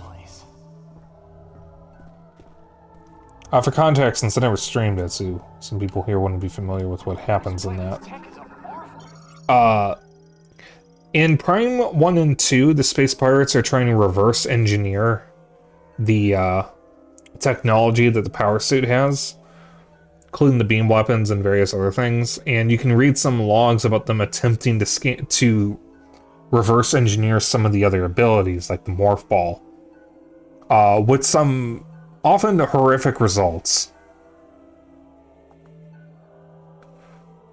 Because the way the Morph Ball works is when Samus is in the power suit, her DNA is literally altered on the fly. So there's some like space time warping thing that allows Samus to become the ball, or it, depending on the depiction, it is literally altering her DNA to make her into a ball shape. Or turn Samus into pure energy, something like that.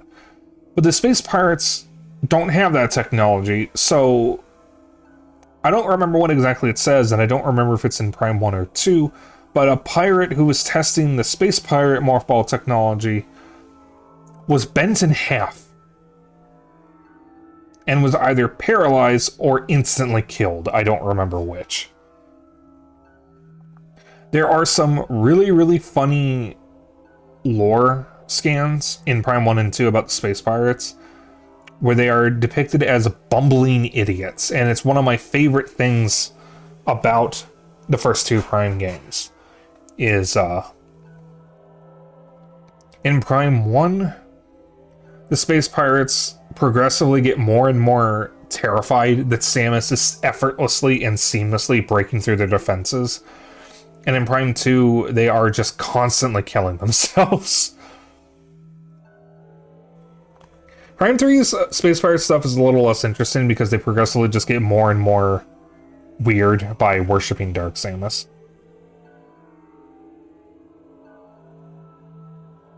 Empress Alu. Butterfly variant adapted to tropical climates. Travels in swarms and will flee from danger if disturbed while at rest. Circular aperture presumably used for ventilation. No blockages detected on the other side. Door sensor received repairs during the Machine era. These repairs require power to operate, and the door is not receiving any current.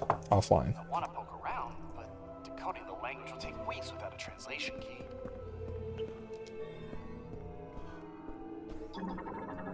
I'm just gonna... Activates any link devices with a when a concussive blast is detected within. Currently offline.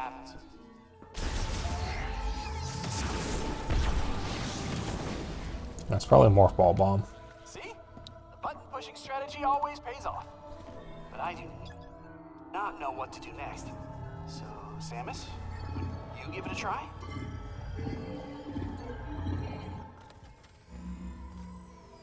Wait, you can interface with their tech, which means you can understand it, which means you've received translation data, which opens up a world of possibilities. Once I get this working, we can use this tech to our advantage. Hey, Corbin. I just need remote access to your logs.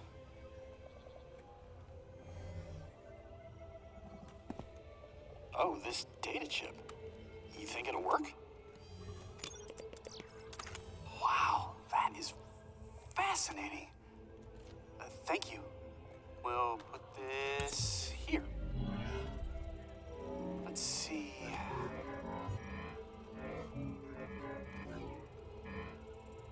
This should do the trick.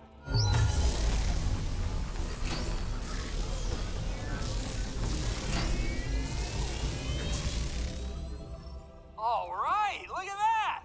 We got power! Well, one door is still locked, the other one is malfunctioning. Hey, but it's progress. Okay, all this is gonna take a while to figure out, so I'm gonna stay here if you wanna scout ahead. It's about to get real nerdy in here. Shut up, please.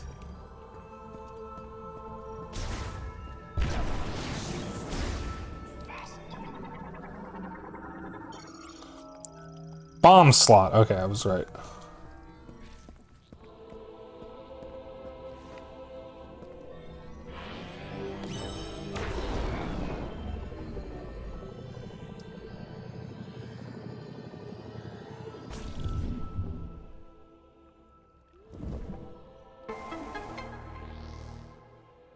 Cool. That's one way to fix it.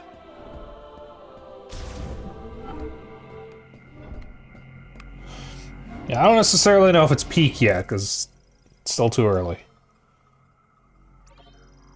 We'll say it's going to be real hard to top Prime 1, because Prime 1 is, like, perfect. I would consider Metroid Prime 1 to be one of the few games that is perfect.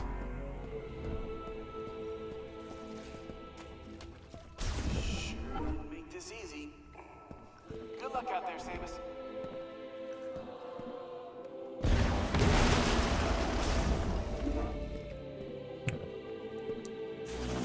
Pressing Y to access the map. Base camp. Base camp. Okay, interesting. But I'm going to put that there as well. This is the thing I can do. Just can't do it yet.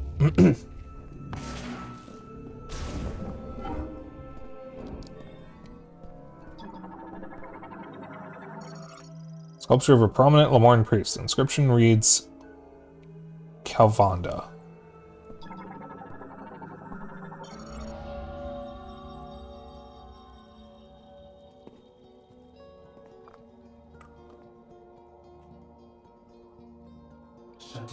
Chosen one. Welcome to our temple. This is the Temple of Memory.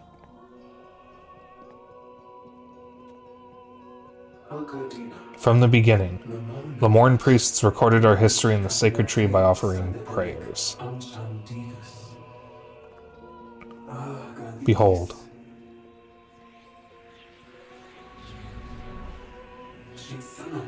Our legacy is preserved within. Born from this tree is the memory fruit.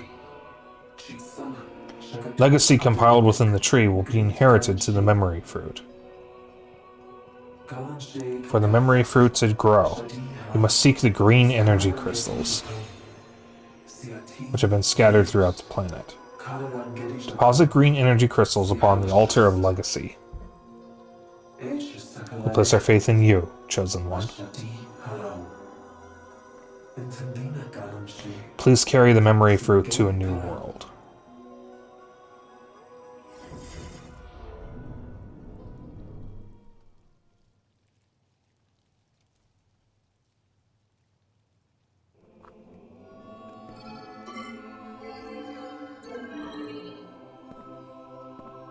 Yeah, well, I wanted to check anyways. Maybe I have one in my back pocket. An ancient era altar with a plant motif, designed to unfold. Analysis implies there is a way to trigger it to open.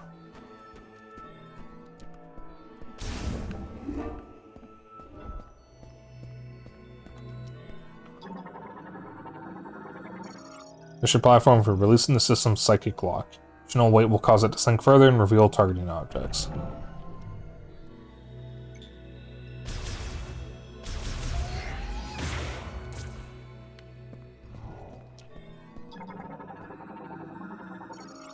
A spherical metal lid that can open and close. Psychic energy detected inside. Analysis implies it works in conjunction with the pressure platform. Spherical growths that the unannulled palm's root stalks use to store nutrients. The outer skin is very durable but can be broken by a concussive blast. That's probably Morph Ball. Morph Ball Bomb, specifically. Psychic lock linked to the triple target. Simultaneous exposure of all three targets to psychic energy will release the lock. Okay.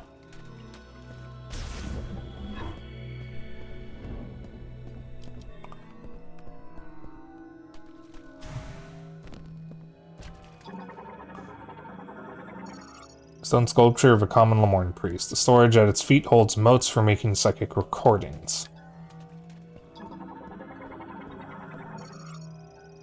Psychic recording data playback device. Emits images and text recorded within a mote.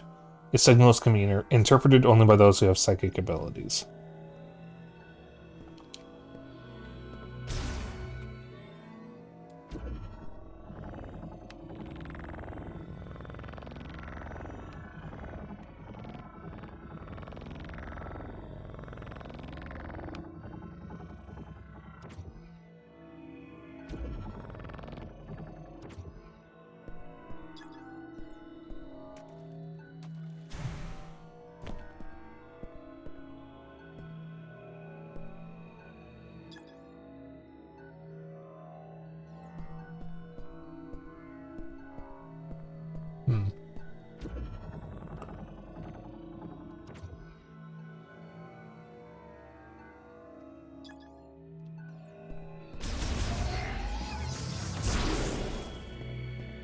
It seems there's something I can do here, but I don't know what it is.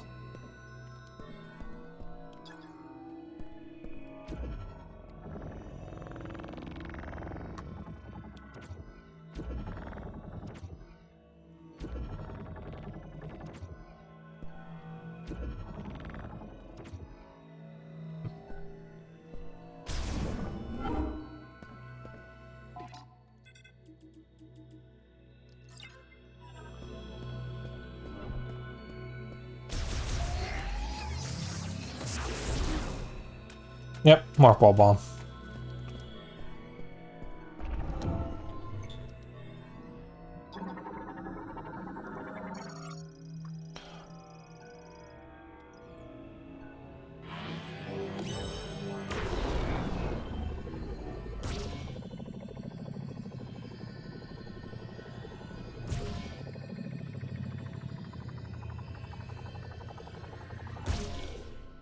There we go.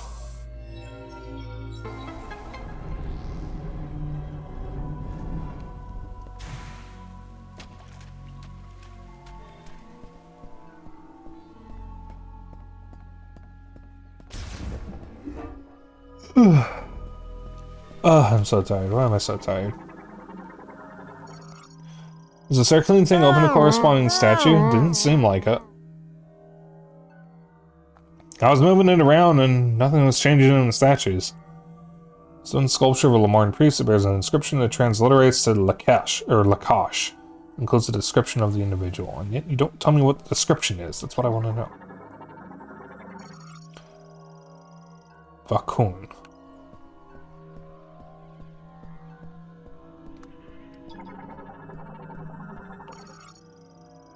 Shay.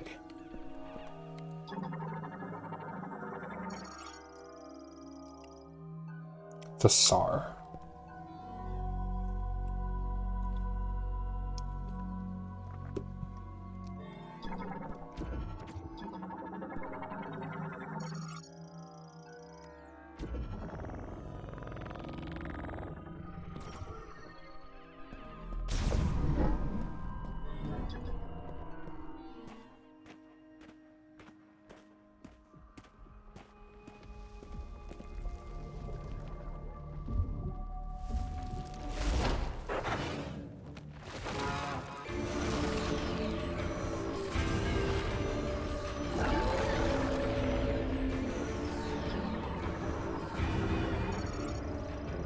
Gate sealed shut by hardened plant fibers. A strong enough pull would force the gate open.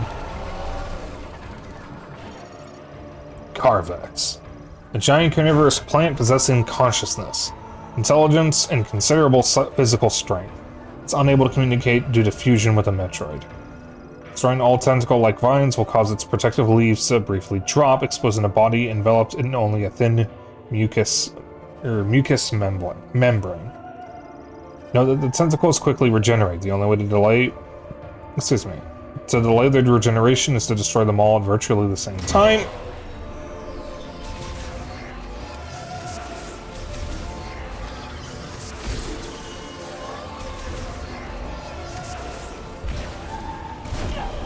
Alright, jump over that. Got it.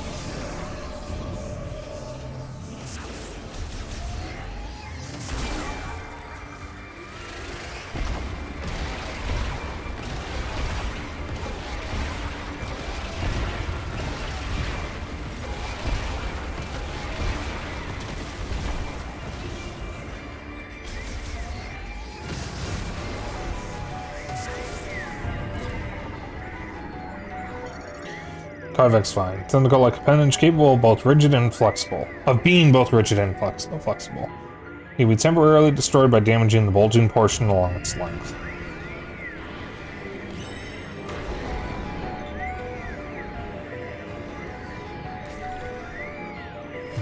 Oh, I see. I see. I see. I see. I understand.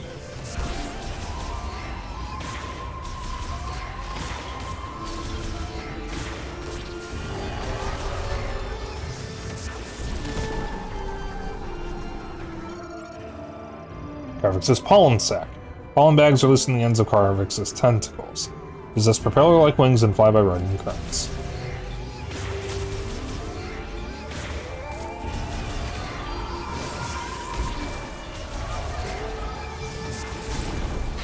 Ow. There you go.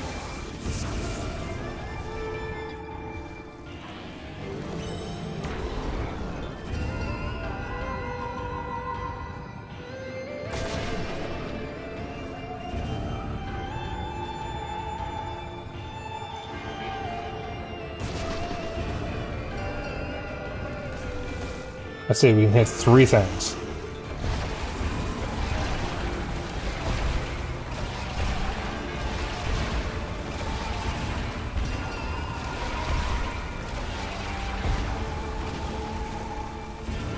Half health, which means he's got 4 phases total.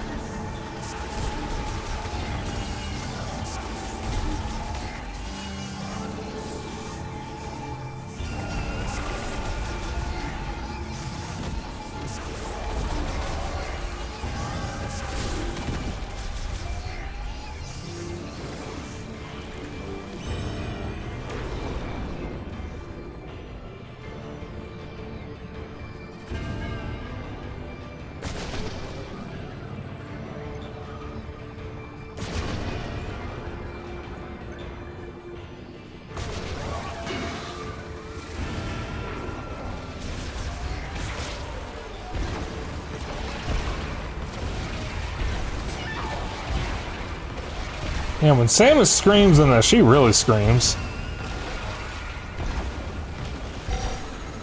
Uh-oh.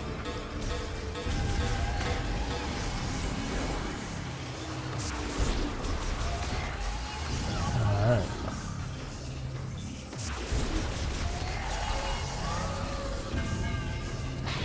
Ow.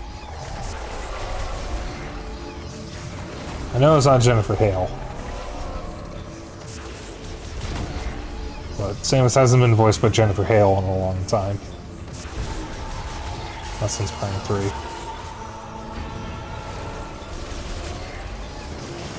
And in Prime 3, she wasn't really... It wasn't new lines, it was just reason recordings from Prime 1. And by extension 2.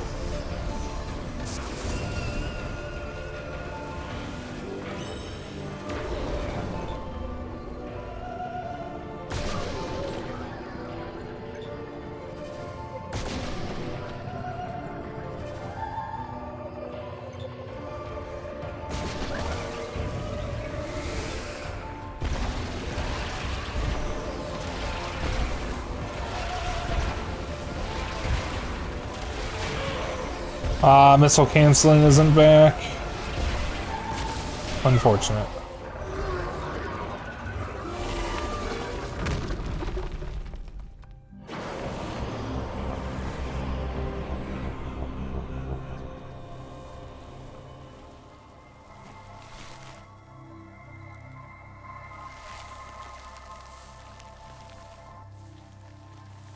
Well, they should have brought it back.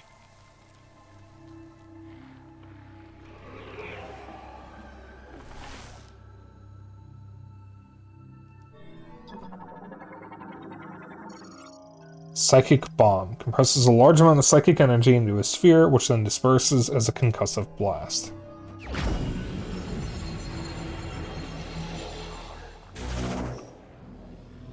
Yeah, off camera, concussive blast. I see that, but whatever.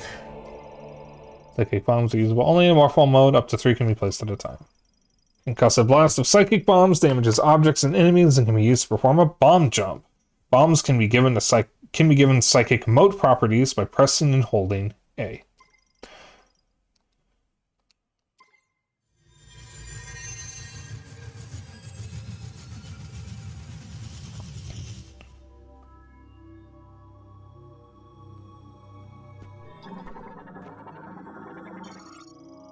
Bomb slot for operating the sacred shrine. The impact of a psychic bomb detonation inside the slot moves the pedestal. Gazing at the Lemorn statue while on the pedestal then activates the shrine.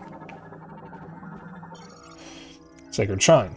Teleports the chosen one to an alternate dimension that houses a teleporter key, activated by gazing at the statue's forehead.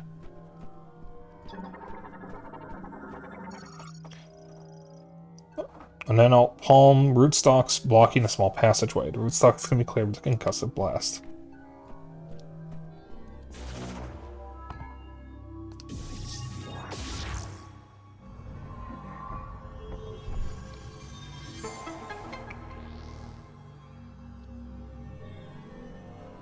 Arc ball bombs also being psychic most was such a good choice, takes a normal Metroid upgrade and gives it a new use.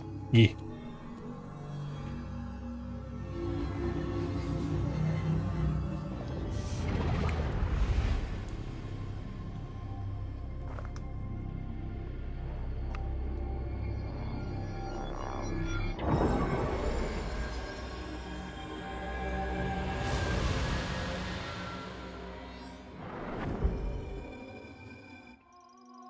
Master Teleporter Key acquired. One of the keys required to activate the Master Teleporter in Chrono Tower. Total 5 keys must be collected.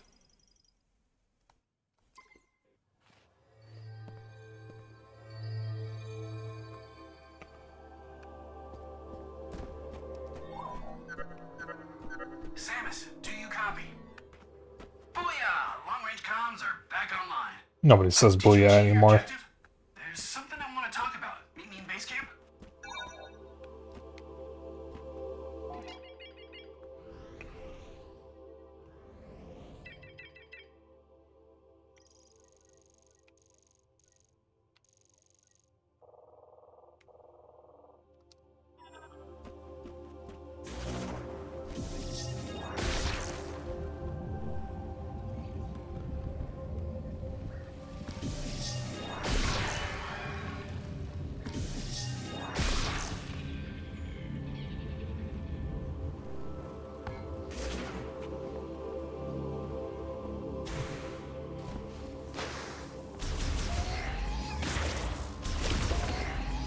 Well, I hope I can get back there.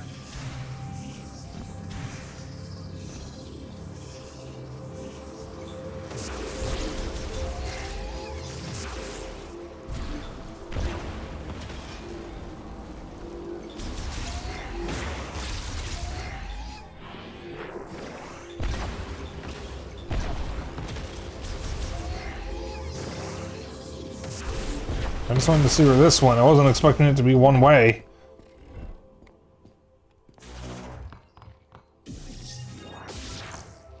You can scan the big ass tree in the distance. Oh, a spring ball. Cool.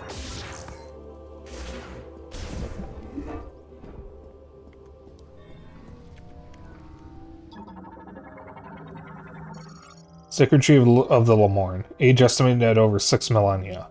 Analysis indicates that it has absorbed and stored massive amounts of psychic energy. Cute.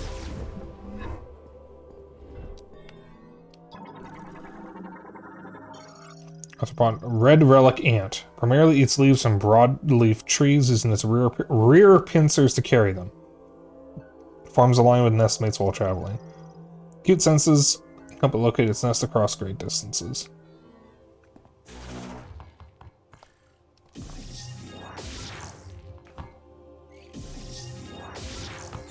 That's a jump button.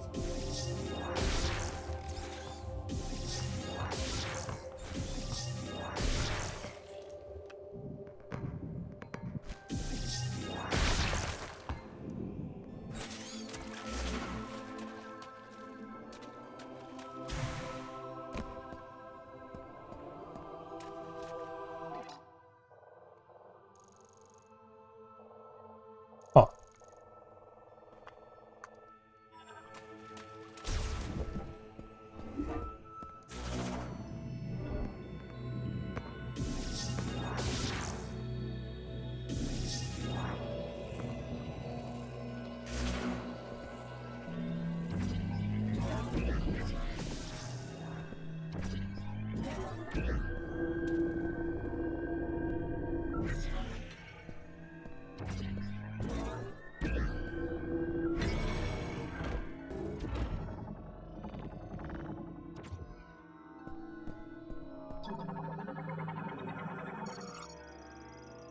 Within the moat the statue holds is a history of the Guardian and the Temple Guardian. To reveal these truths, place the moat into the playback device.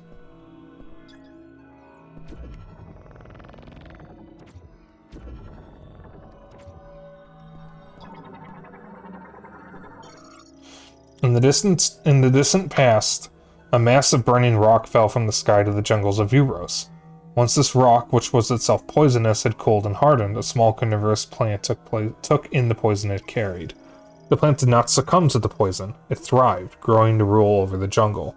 In time, the priest Thasar became the first the plant could convey its thoughts to and named it Carvex. Later, at their urging, Carvex eventually relocated to the Guardian within the Lamorne Temple of Memory. There it ruled as it did in the jungles, and it came to preside over Lamorne funerals. 1, 2, 3, 4, 5. One for each of the keys.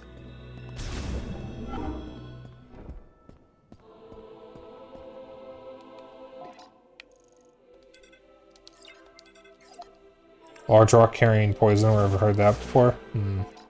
I wonder where. Couldn't it possibly be the Prime games? Could not. What's this do?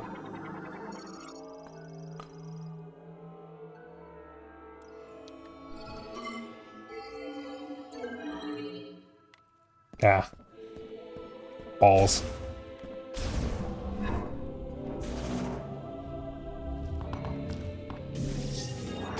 Oh, I didn't even see that there before. Well, I got another missile expansion. Already passed some of the green crystals. Can I have? Can I pick them up yet? I didn't miss anything, did I? Oh boy. Where were they?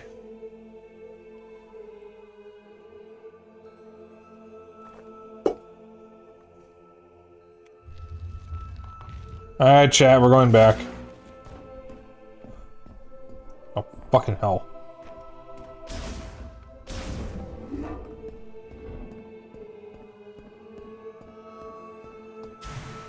Well, if I go there, and they're not there, I'm banning you, Xeno.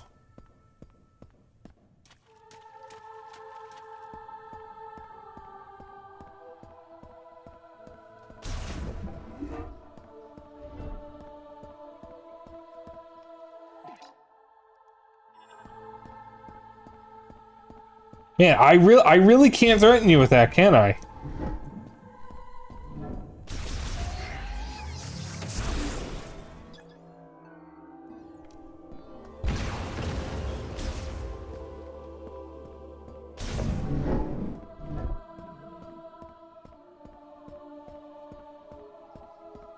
Well, as soon as I figure out how, more like it, because I forgot that way it was locked.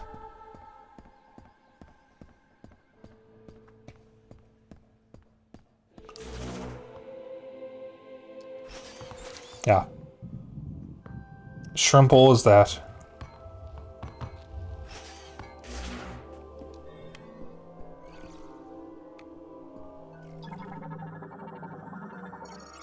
Typically on and out palm's rootstock. Roots have intruded into every crevice of the shrine, expanded and shattered the structure. Complete collapse inevitable. Oh.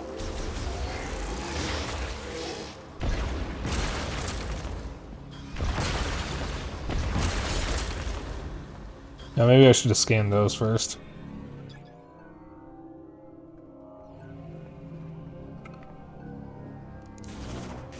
Keep pressing that to open the map.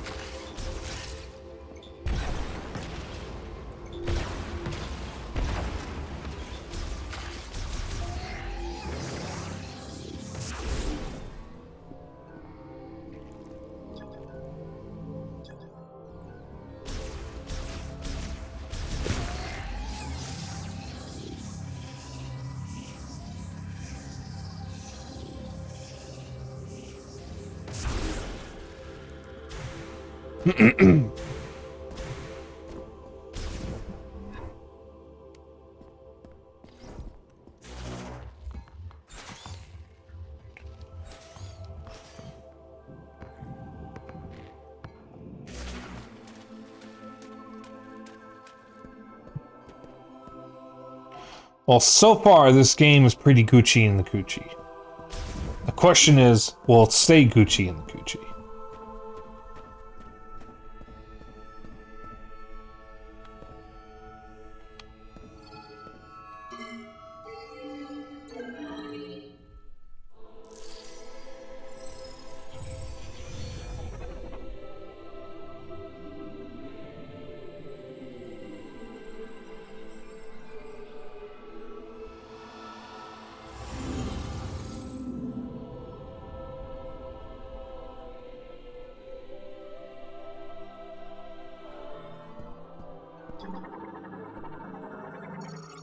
Providing the energy converter with green energy crystals causes the altar to illuminate. This illumination will grow as the sacred tree absorbs more energy. Alright, so we need more crystals.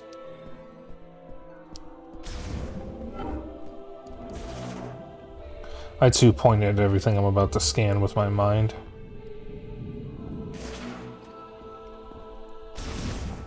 So, as far as I know, we don't really know why Silux hates Samus so much. I'm going to guess it's because she blew up his pancakes with her mind. Man, they did not design these for humans. Oh! Whoa!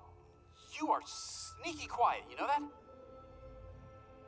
Hey, I'm glad you're back. That data you gave me earlier is really coming in handy. I've been able to translate the Lemorn language. This planet, Viros, doesn't appear on any of the known star charts. Might as well be a ghost. I tried sending out a distress signal, but there is no activity in this sector. It is eerily quiet. We could be anywhere. Or we could be nowhere. According to these maps, we shouldn't even be here. From what I gather, the only way off this planet is to retrieve 5 teleporter keys. Now, I'll do some digging to see if there's any way I can support you. Now that our comms are working, we should be able to share data. I can provide you with intel from here. What do you say? Teammates? Excellent. Hey, stay safe out there, Samus. I'll be here if you need me.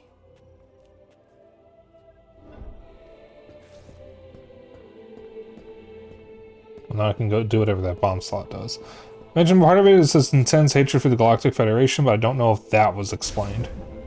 Yeah, I never finished Hunters. I didn't get like super far into it, but I played it a decent amount.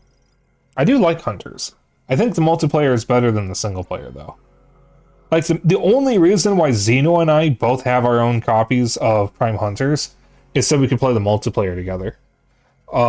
The funny thing is, my copy actually had a completed save file already, so I have basically everything in the multiplayer unlocked. I think I'm missing exactly one map, but I have all characters unlocked and all maps aside from that one. None of the hunters get much additional explanation as you progress, if any. Unfortunate.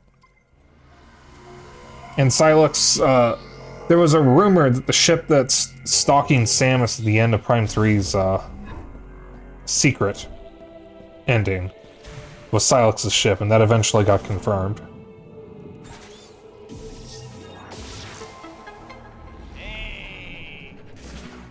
And then with Federation Force involving Silux as well, it was very clear that whatever the next Prime game was going to feature, or was going to involve, it was going to involve Silux in some way. Lo and behold, when we got that first proper trailer of Prime 4, Silux was there. A Lemorn storage locker made of extremely durable custom steel, making it impervious even to powerful weapons. It will open if a current is passed to the electrodes at both ends.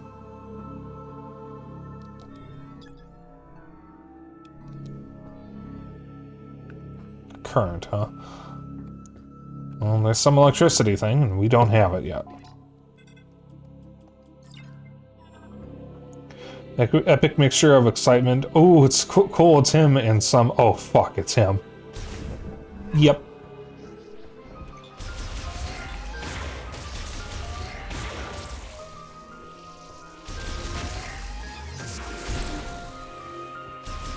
You're outside again, chat.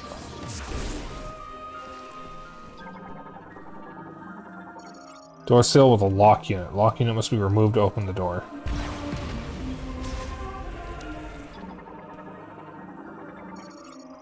Lock unit heat. The Morton-made locking system. The lock can be removed only if exposed to extremely high temperatures. With the lock removed, systems will operate normally. Interesting. Interesting. Interesting. Very interesting. Well, we can't do anything there. The lock appears on the map, so I don't need to mark that.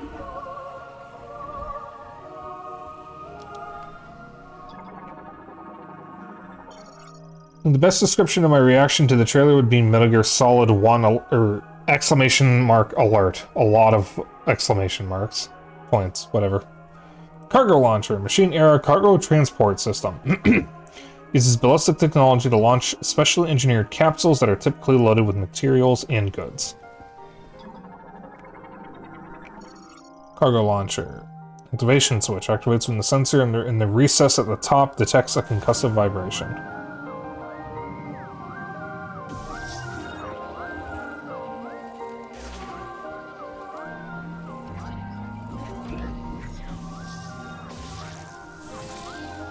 Ah.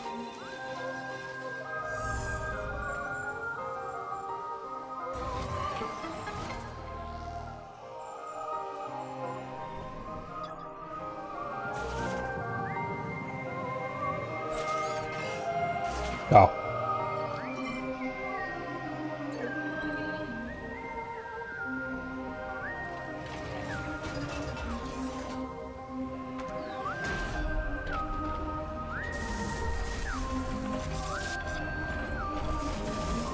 Is this thing safe?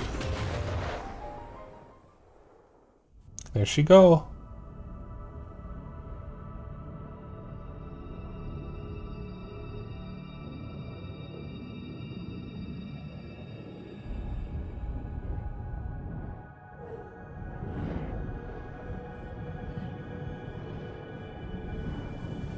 Right light. Autosave.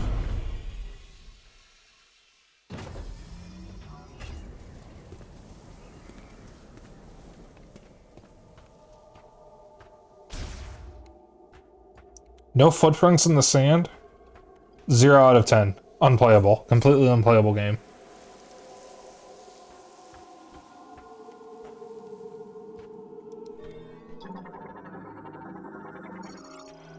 Cargo launcher installation in Fury Green has malfunctioned. A misfire sent its capsule off course and performed an emergency landing in Soul Valley.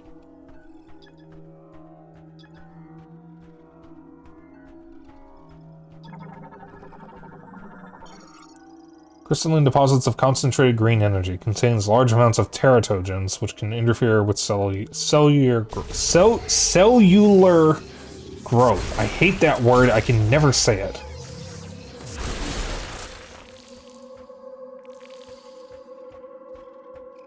I don't want to be wandering the desert without the bikes. I'm gonna go wherever this is. The entrance to the closest area with the teleporter key.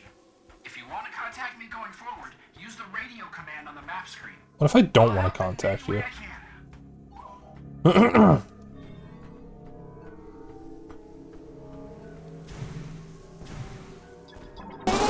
Oh, that startled me. Oh, we got a cutscene. Oh, I'm so sorry. We got a cutscene.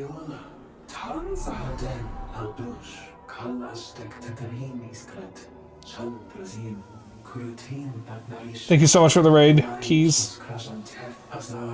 We'll get to you in a moment.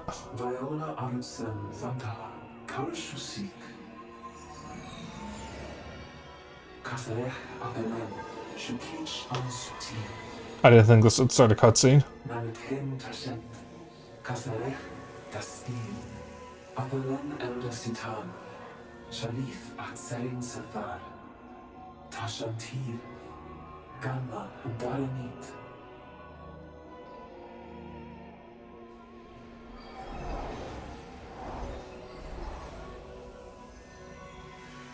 Chandra, Netzenam Tassante, Kasalech, Dastil.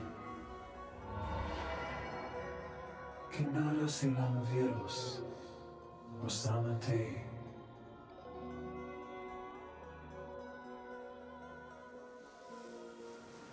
Okay. I can't pause cuts. There we go. Thank you so much, Keys to Darkness. Are you streaming Kingdom Hearts 358 over 2 days?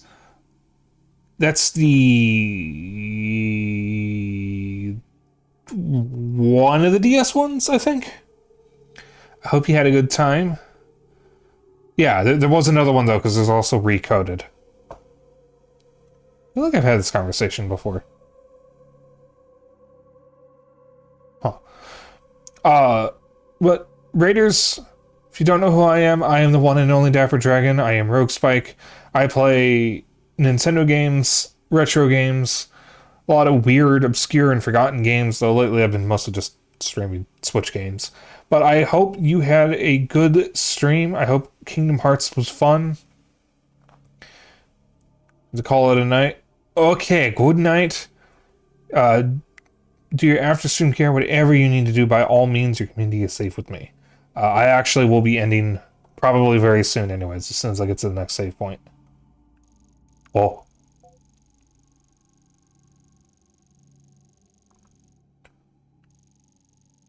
Oh.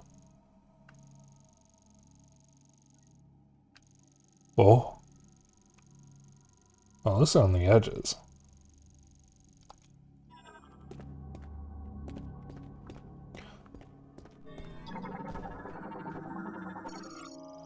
Rockridge and Gabardum. Green energy traces detected within. Only psychic energy in the form of diffused oscillation blast wave can pulverize it. I keep pressing the wrong button. Alright.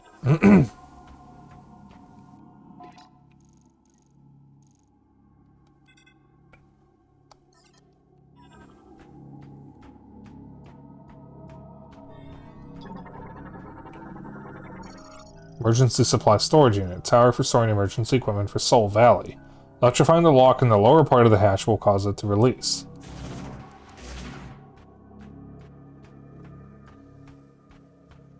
Okay, but I can't do that. Because I can't electrify things.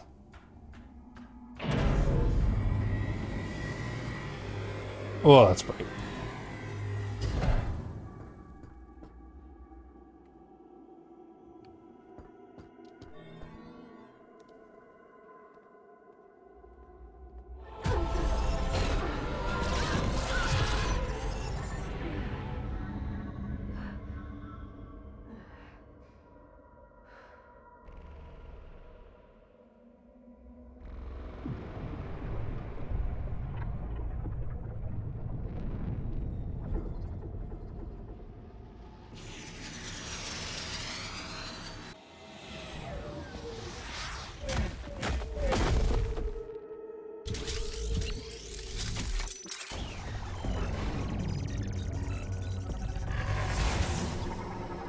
Are you supposed to be helping me? Cybot Soldier. Basic model of Lamorne-made Cybot battle android. Typically equipped with laser cannon and hover thrusters.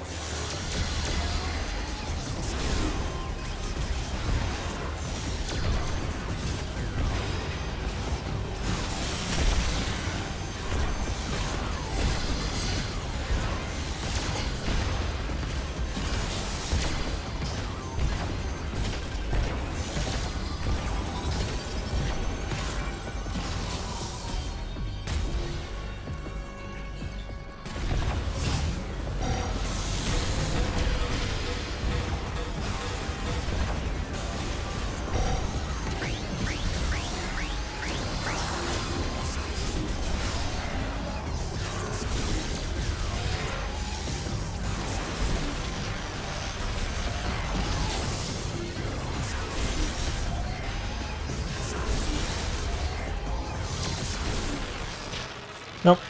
I'm just thinking I should play Metroid Prime Pinball again. Whoa, Chrono Tower's protected by a force field.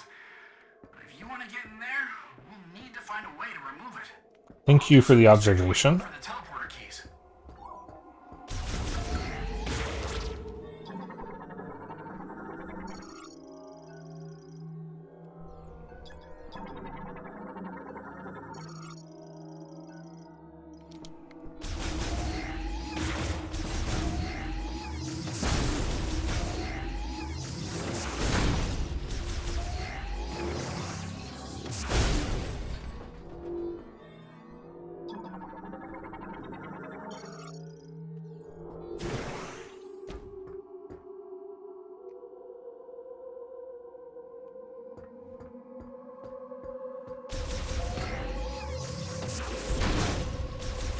Yeah, we don't know yet, so it could be anything.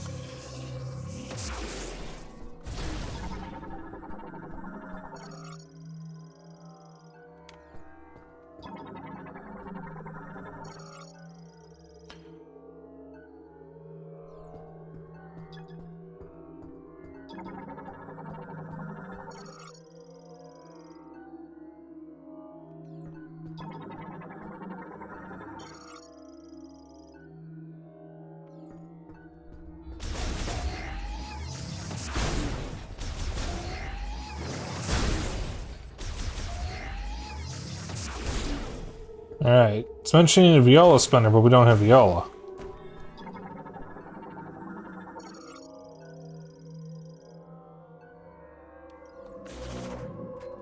Use caution? I don't care about caution here.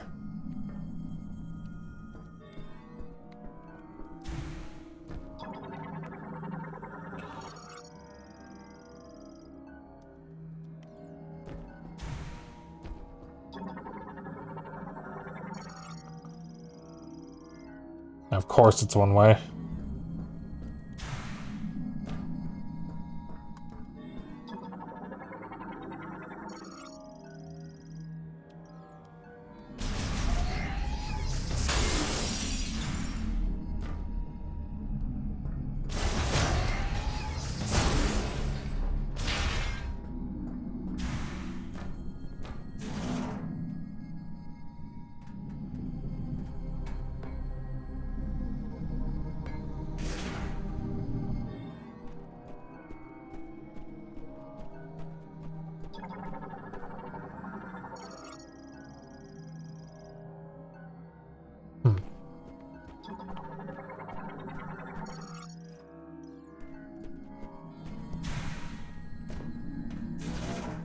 I'm assuming we give viola soon.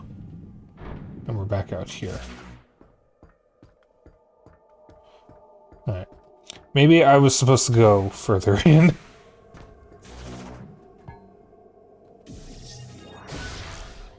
Let's try that again.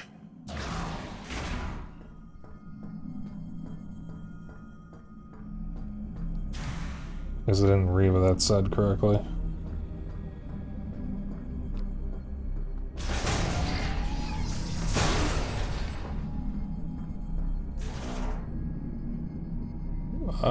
My kingdom for a save room.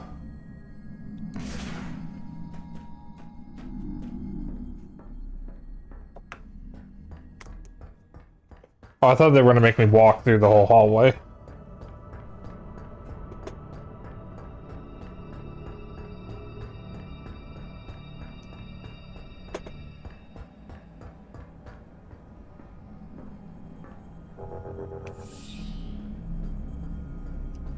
Would have been funnier if I had to walk through the whole thing.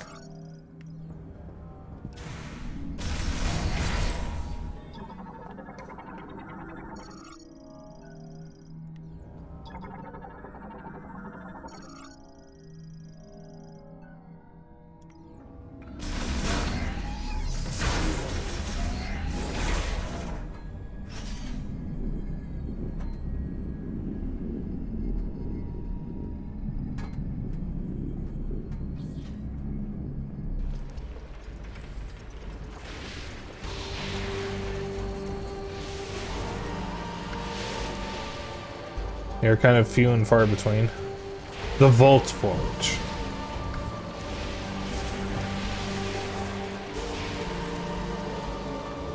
Wow.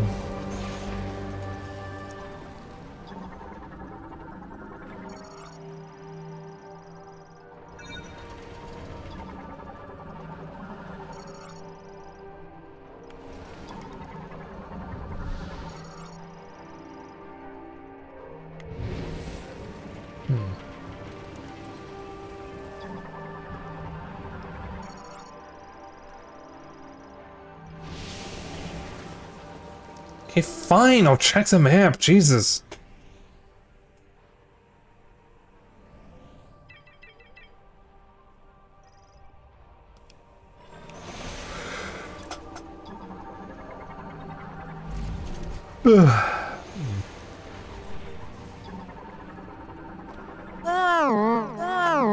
Denzard, a very resilient creature capable of living in incredibly harsh climates such as Bolt Forge.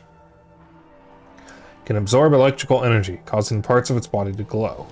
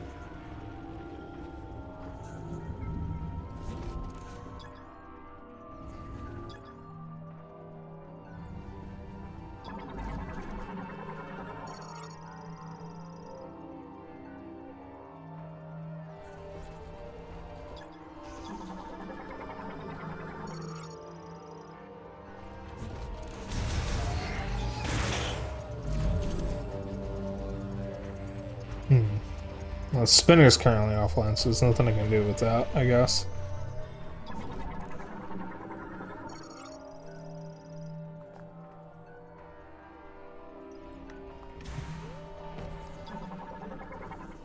Oops. Lamorne, your vehicle, Lamorne NeuroBike Mark 7. Latest model of the Viola NeuroBike. Mass produced during the machine era, but redesigned for the psychic era. Oops. They do look like the parasites.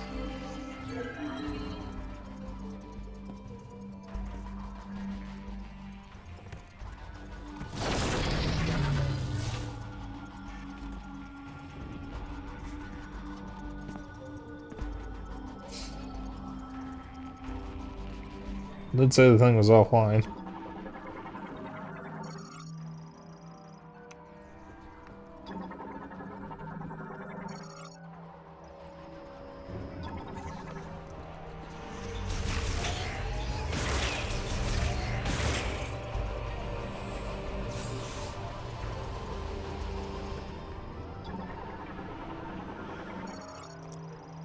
Map station.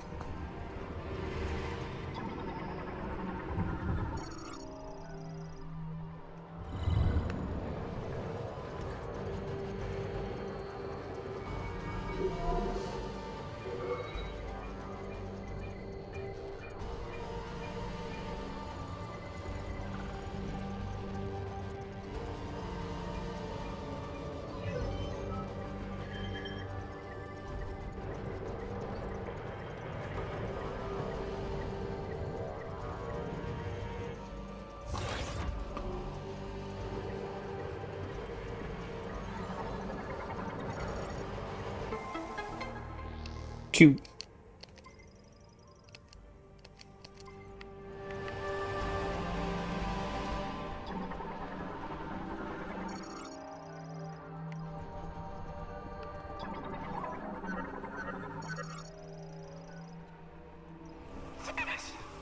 Copy.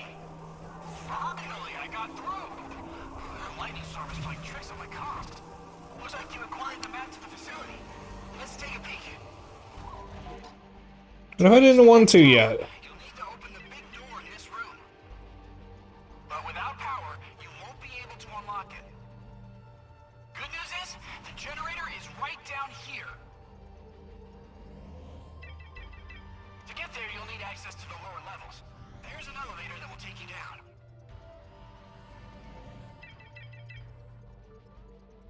Would you like to hear that again? No. Oh, and don't forget to stop by the safe station. Oh boy, this storm's picking up. You might be on your own from here. Good work. Yes, thank you for explaining everything to me. I really appreciate it.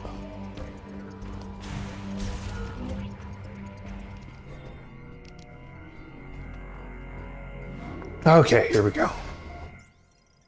Day mission progress.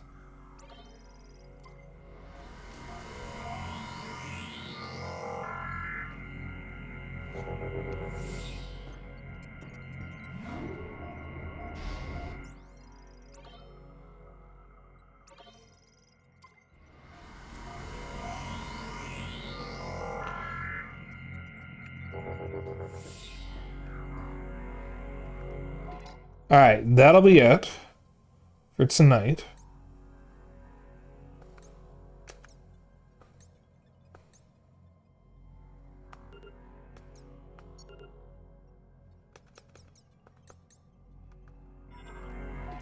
How do I quit the game?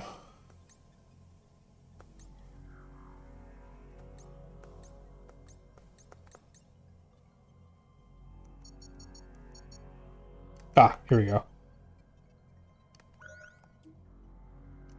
No, I always go back to the title screen first. I'm trying to get in the habit of going back to the title screen when possible before I quit the game. Yeah, it's under gameplay for some reason in the settings. Okay. So, first 3 hours of the game, my thoughts. Visually, gorgeous. This is the single most gorgeous looking Nintendo game I've ever seen. Frame rate, beautiful. I have no complaints. Compared to a lot of other Switch and Switch 2 games I've played, which sometimes have imperfect frame rates, this is perfect. I have not noticed any dips. I think I've noticed maybe one slight dip when a lot was going on. Gameplay? It's Metroid Prime. Like, I don't have all the abilities yet, so I can't really comment on the gameplay too much, but it feels like Prime. It plays like Prime, and I like that. Something feels slightly off about the lock-on, and I can't quite explain it. Something you can do in Prime 1, I don't know about Prime 2 and 3, is that if there were a bunch of enemies near each other, you could just press the lock-on button and basically just snap to each enemy one by one. You can't seem to do that here, you'll just lock on to nothing. I'm pretty sure I did that in Prime 1. Especially with the Scarabs, where I would just lock onto them and one by one, and I would just mash the lock-on button while mashing fire.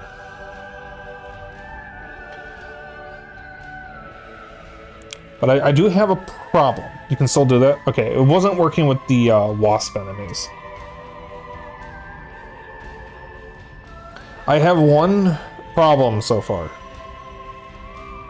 And it is Mackenzie, but I didn't have a problem with him until just now. He just explained everything I needed to do in this area immediately after getting the map. Which, I don't like that. Now, there is precedent. Is the only time he does that? Okay, cool. Because there is precedent for doing this in a Metroid game, because of fusion. The moment you enter an area, Adam tells you what to do. Usually. However, there's usually shit you gotta do before that because something's in the way or there's a lock and you need, like, a, extra clearance or something, or maybe you need an ability. So, there is precedent for it. In fact, if what you're saying is true, that means Fusion actually does it a lot worse than this. Because it does it every time you enter an area. Literally every time you pass by communications. To be fair, it wasn't that much more info than you sometimes got from no dialogue map marking in the other Prime games. It feels like more than that, because in the other Prime games, you would just get told where to do. NSW2. Where to go. Like, if you took a while. Especially Prime 2, where it would take fucking forever for you to get that. In Prime 1, you, like, waste 10 seconds at a time and the game already starts yelling at you. But that's the thing, is that in Prime 1, the game actually yells at you very quickly if you don't get to the objective. Like, it tells you where to go. All the time, actually. In fact, Prime 1 is actually kind of annoying about that. Because in Prime 1, it doesn't take long enough for the game to tell you where to go, whereas in Prime 2, it takes way too long for the game to realize you're lost. I had that issue the first time I was playing Prime 2, where when I didn't notice there was a door or something, and I would just be sitting there for a while trying to figure out where to go, it would take forever for the game to actually be like, hey, go here. Whereas in Prime 1, I enter the first room of an area and the game is already yelling at me to get my ass moving. There's a lot more to do here, though. He's not telling you everything, probably only 1/3. True, and I only just got here, so I don't know what all there is to do yet.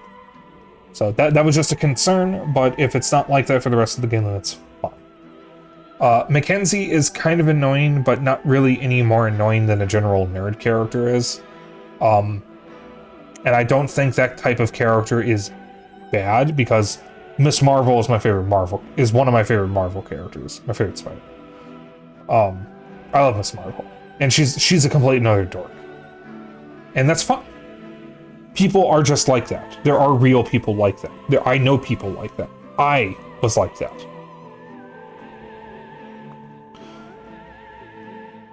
So, I don't think Mackenzie's that bad. I think people were being way too harsh on him. But we'll see how the others are. I do know the only trooper that people don't like is Mackenzie. The others are a lot more bearable, apparently. And I don't even think Mackenzie's that unbearable, honestly. I have definitely dealt with worse sidekicks and villains. If you don't know what it's like to be too chatty sometimes, oh, sure.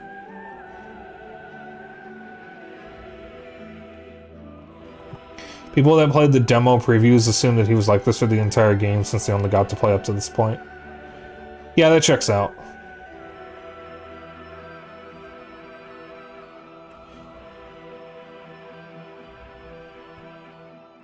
And again, I don't even think he's that annoying. Alright, so that is it for me. So, I will be back tomorrow with Chibi Robo, Wednesday with Kirby and the Forgotten Land, and Thursday with Earthbound, joined once again by my best friend, Dennis. Hope you all look forward to that. We got some things happening this month. So, first off, I just want to say I'm going to try to have, what was it? Multiplayer nights a bit more often. I'm going to try to push for twice a month. It's not going to happen this month, unfortunately. Well, maybe. But I want to try to do it twice a month. I'm going to see about maybe doing a multiplayer night next month, maybe more Kirby Air Riders. I don't know yet, because I'm probably going to be ordering Sonic Racing Crossworlds very soon. I might do that instead. Probably within the next couple days. If it arrives by like next Saturday or something, I'll be able to do a multiplayer night. I will be streaming on the 25th, which is Christmas, because my family doesn't really celebrate Christmas. We never really have. And, even though it's a Thursday, it probably won't be Earthbound because Dennis's family celebrates Christmas, if I remember correctly. So he's probably going to be tied up with that. I will ask. Well, also, we might not even do Earthbound next week because Dennis is moving next week, so he might not be set up for it. Because he's moving on the 14th. And I won't know when he's going to get to his new place, because he's road tripping it instead of flying out there, and he's leaving on the 14th. I won't say where he's moving to for his privacy, so if he wants to share that, he can do that. But it is not. He will not be in Chicago anymore, so he's moving away. So I don't know if we're doing Earthbound on the 18th. If we aren't, and I have Sonic Racing Crossworlds by then, maybe we'll do multiplayer night on that. I might see if I can get Seika involved and maybe do a collab or something. And then on the 25th, if Dennis is unable to make it... Oh, wait a minute. I just realized Dennis will be at his new house by then, which means he wouldn't be with his family.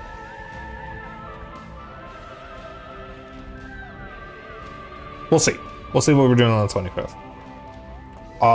And also, I will not be streaming on the 31st of December or the 1st of January. Because 31st is New Year's Eve, and since Animal Crossing New Horizons has come out, Soro and I have spent every year together in Animal Crossing for New Year's. And we're keeping up that tradition. We originally started with New Leaf back on 3DS. And now we're doing it and we've been doing it with New Horizons since 2020.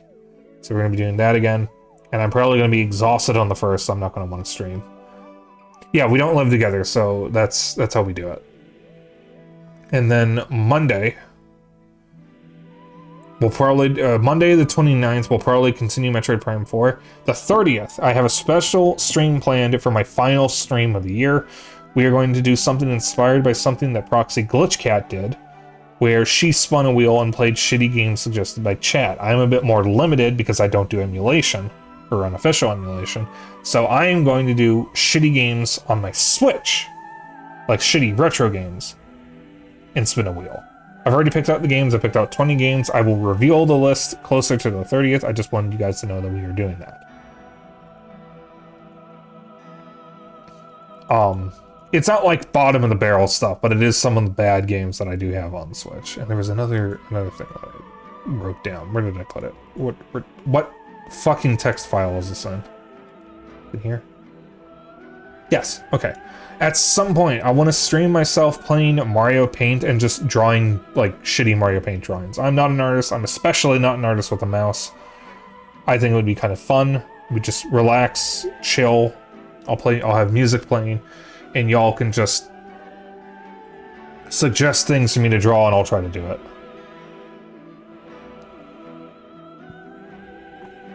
That's funny, Faison.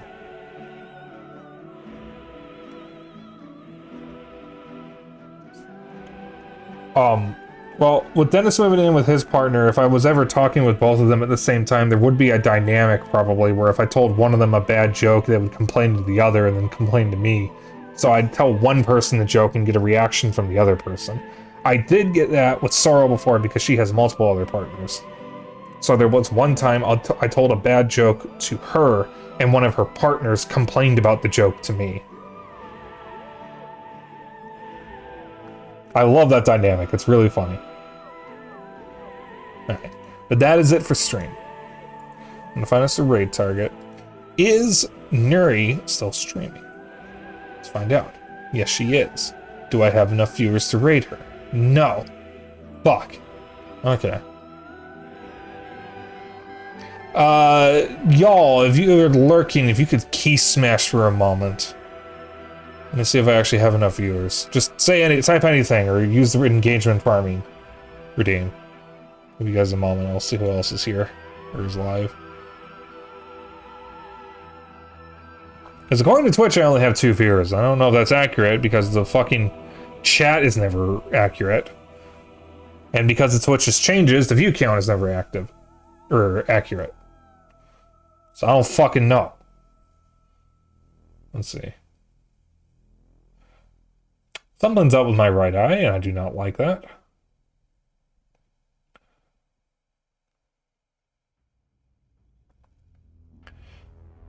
Alright, I guess it really is 2 people. Because I know Faison's here. Where are we going? Oh, I can't raid Nuri. Don't think. Am I exempt because I'm a mod? Let's find out. No.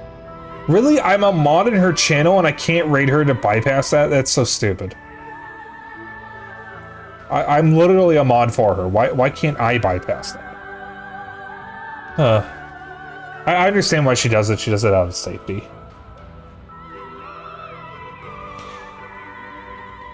Because it is possible to be hate raided with a bunch of bots. Ulta did just start? That is true.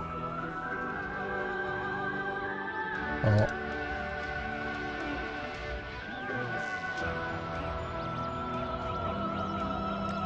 So, I did raid him somewhat recently.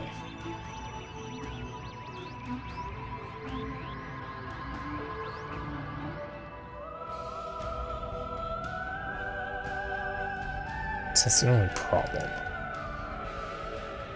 I try to, like, spread out when I raid people.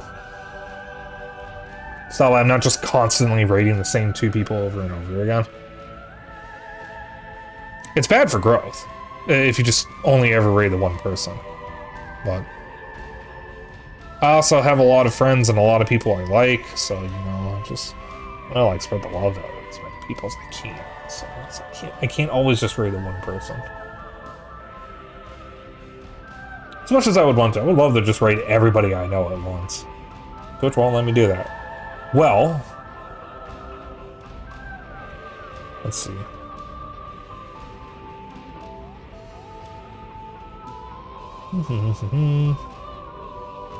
It'd help if I was actually reading these names and not just like glossing over them. I did see Key is still streaming. We're gonna raid Keelier. I have not raided her in a hot minute. She is a fellow Dragon VTuber, and she is ending, never mind. Oh shit. My throat. Alright, we're finding someone else.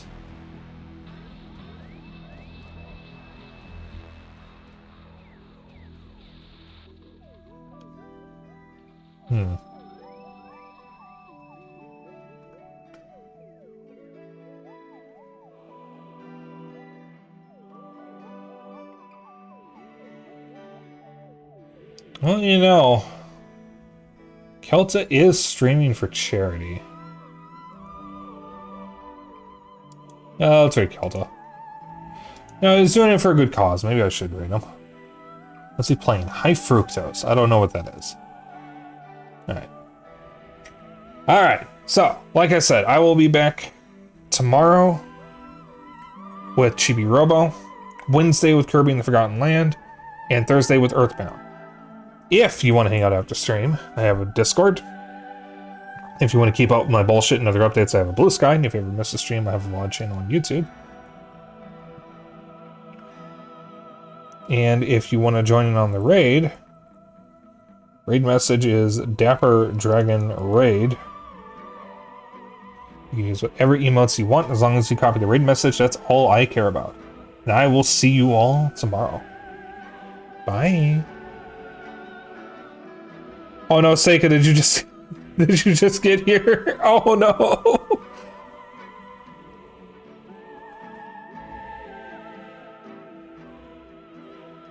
I'm so sorry, Seika.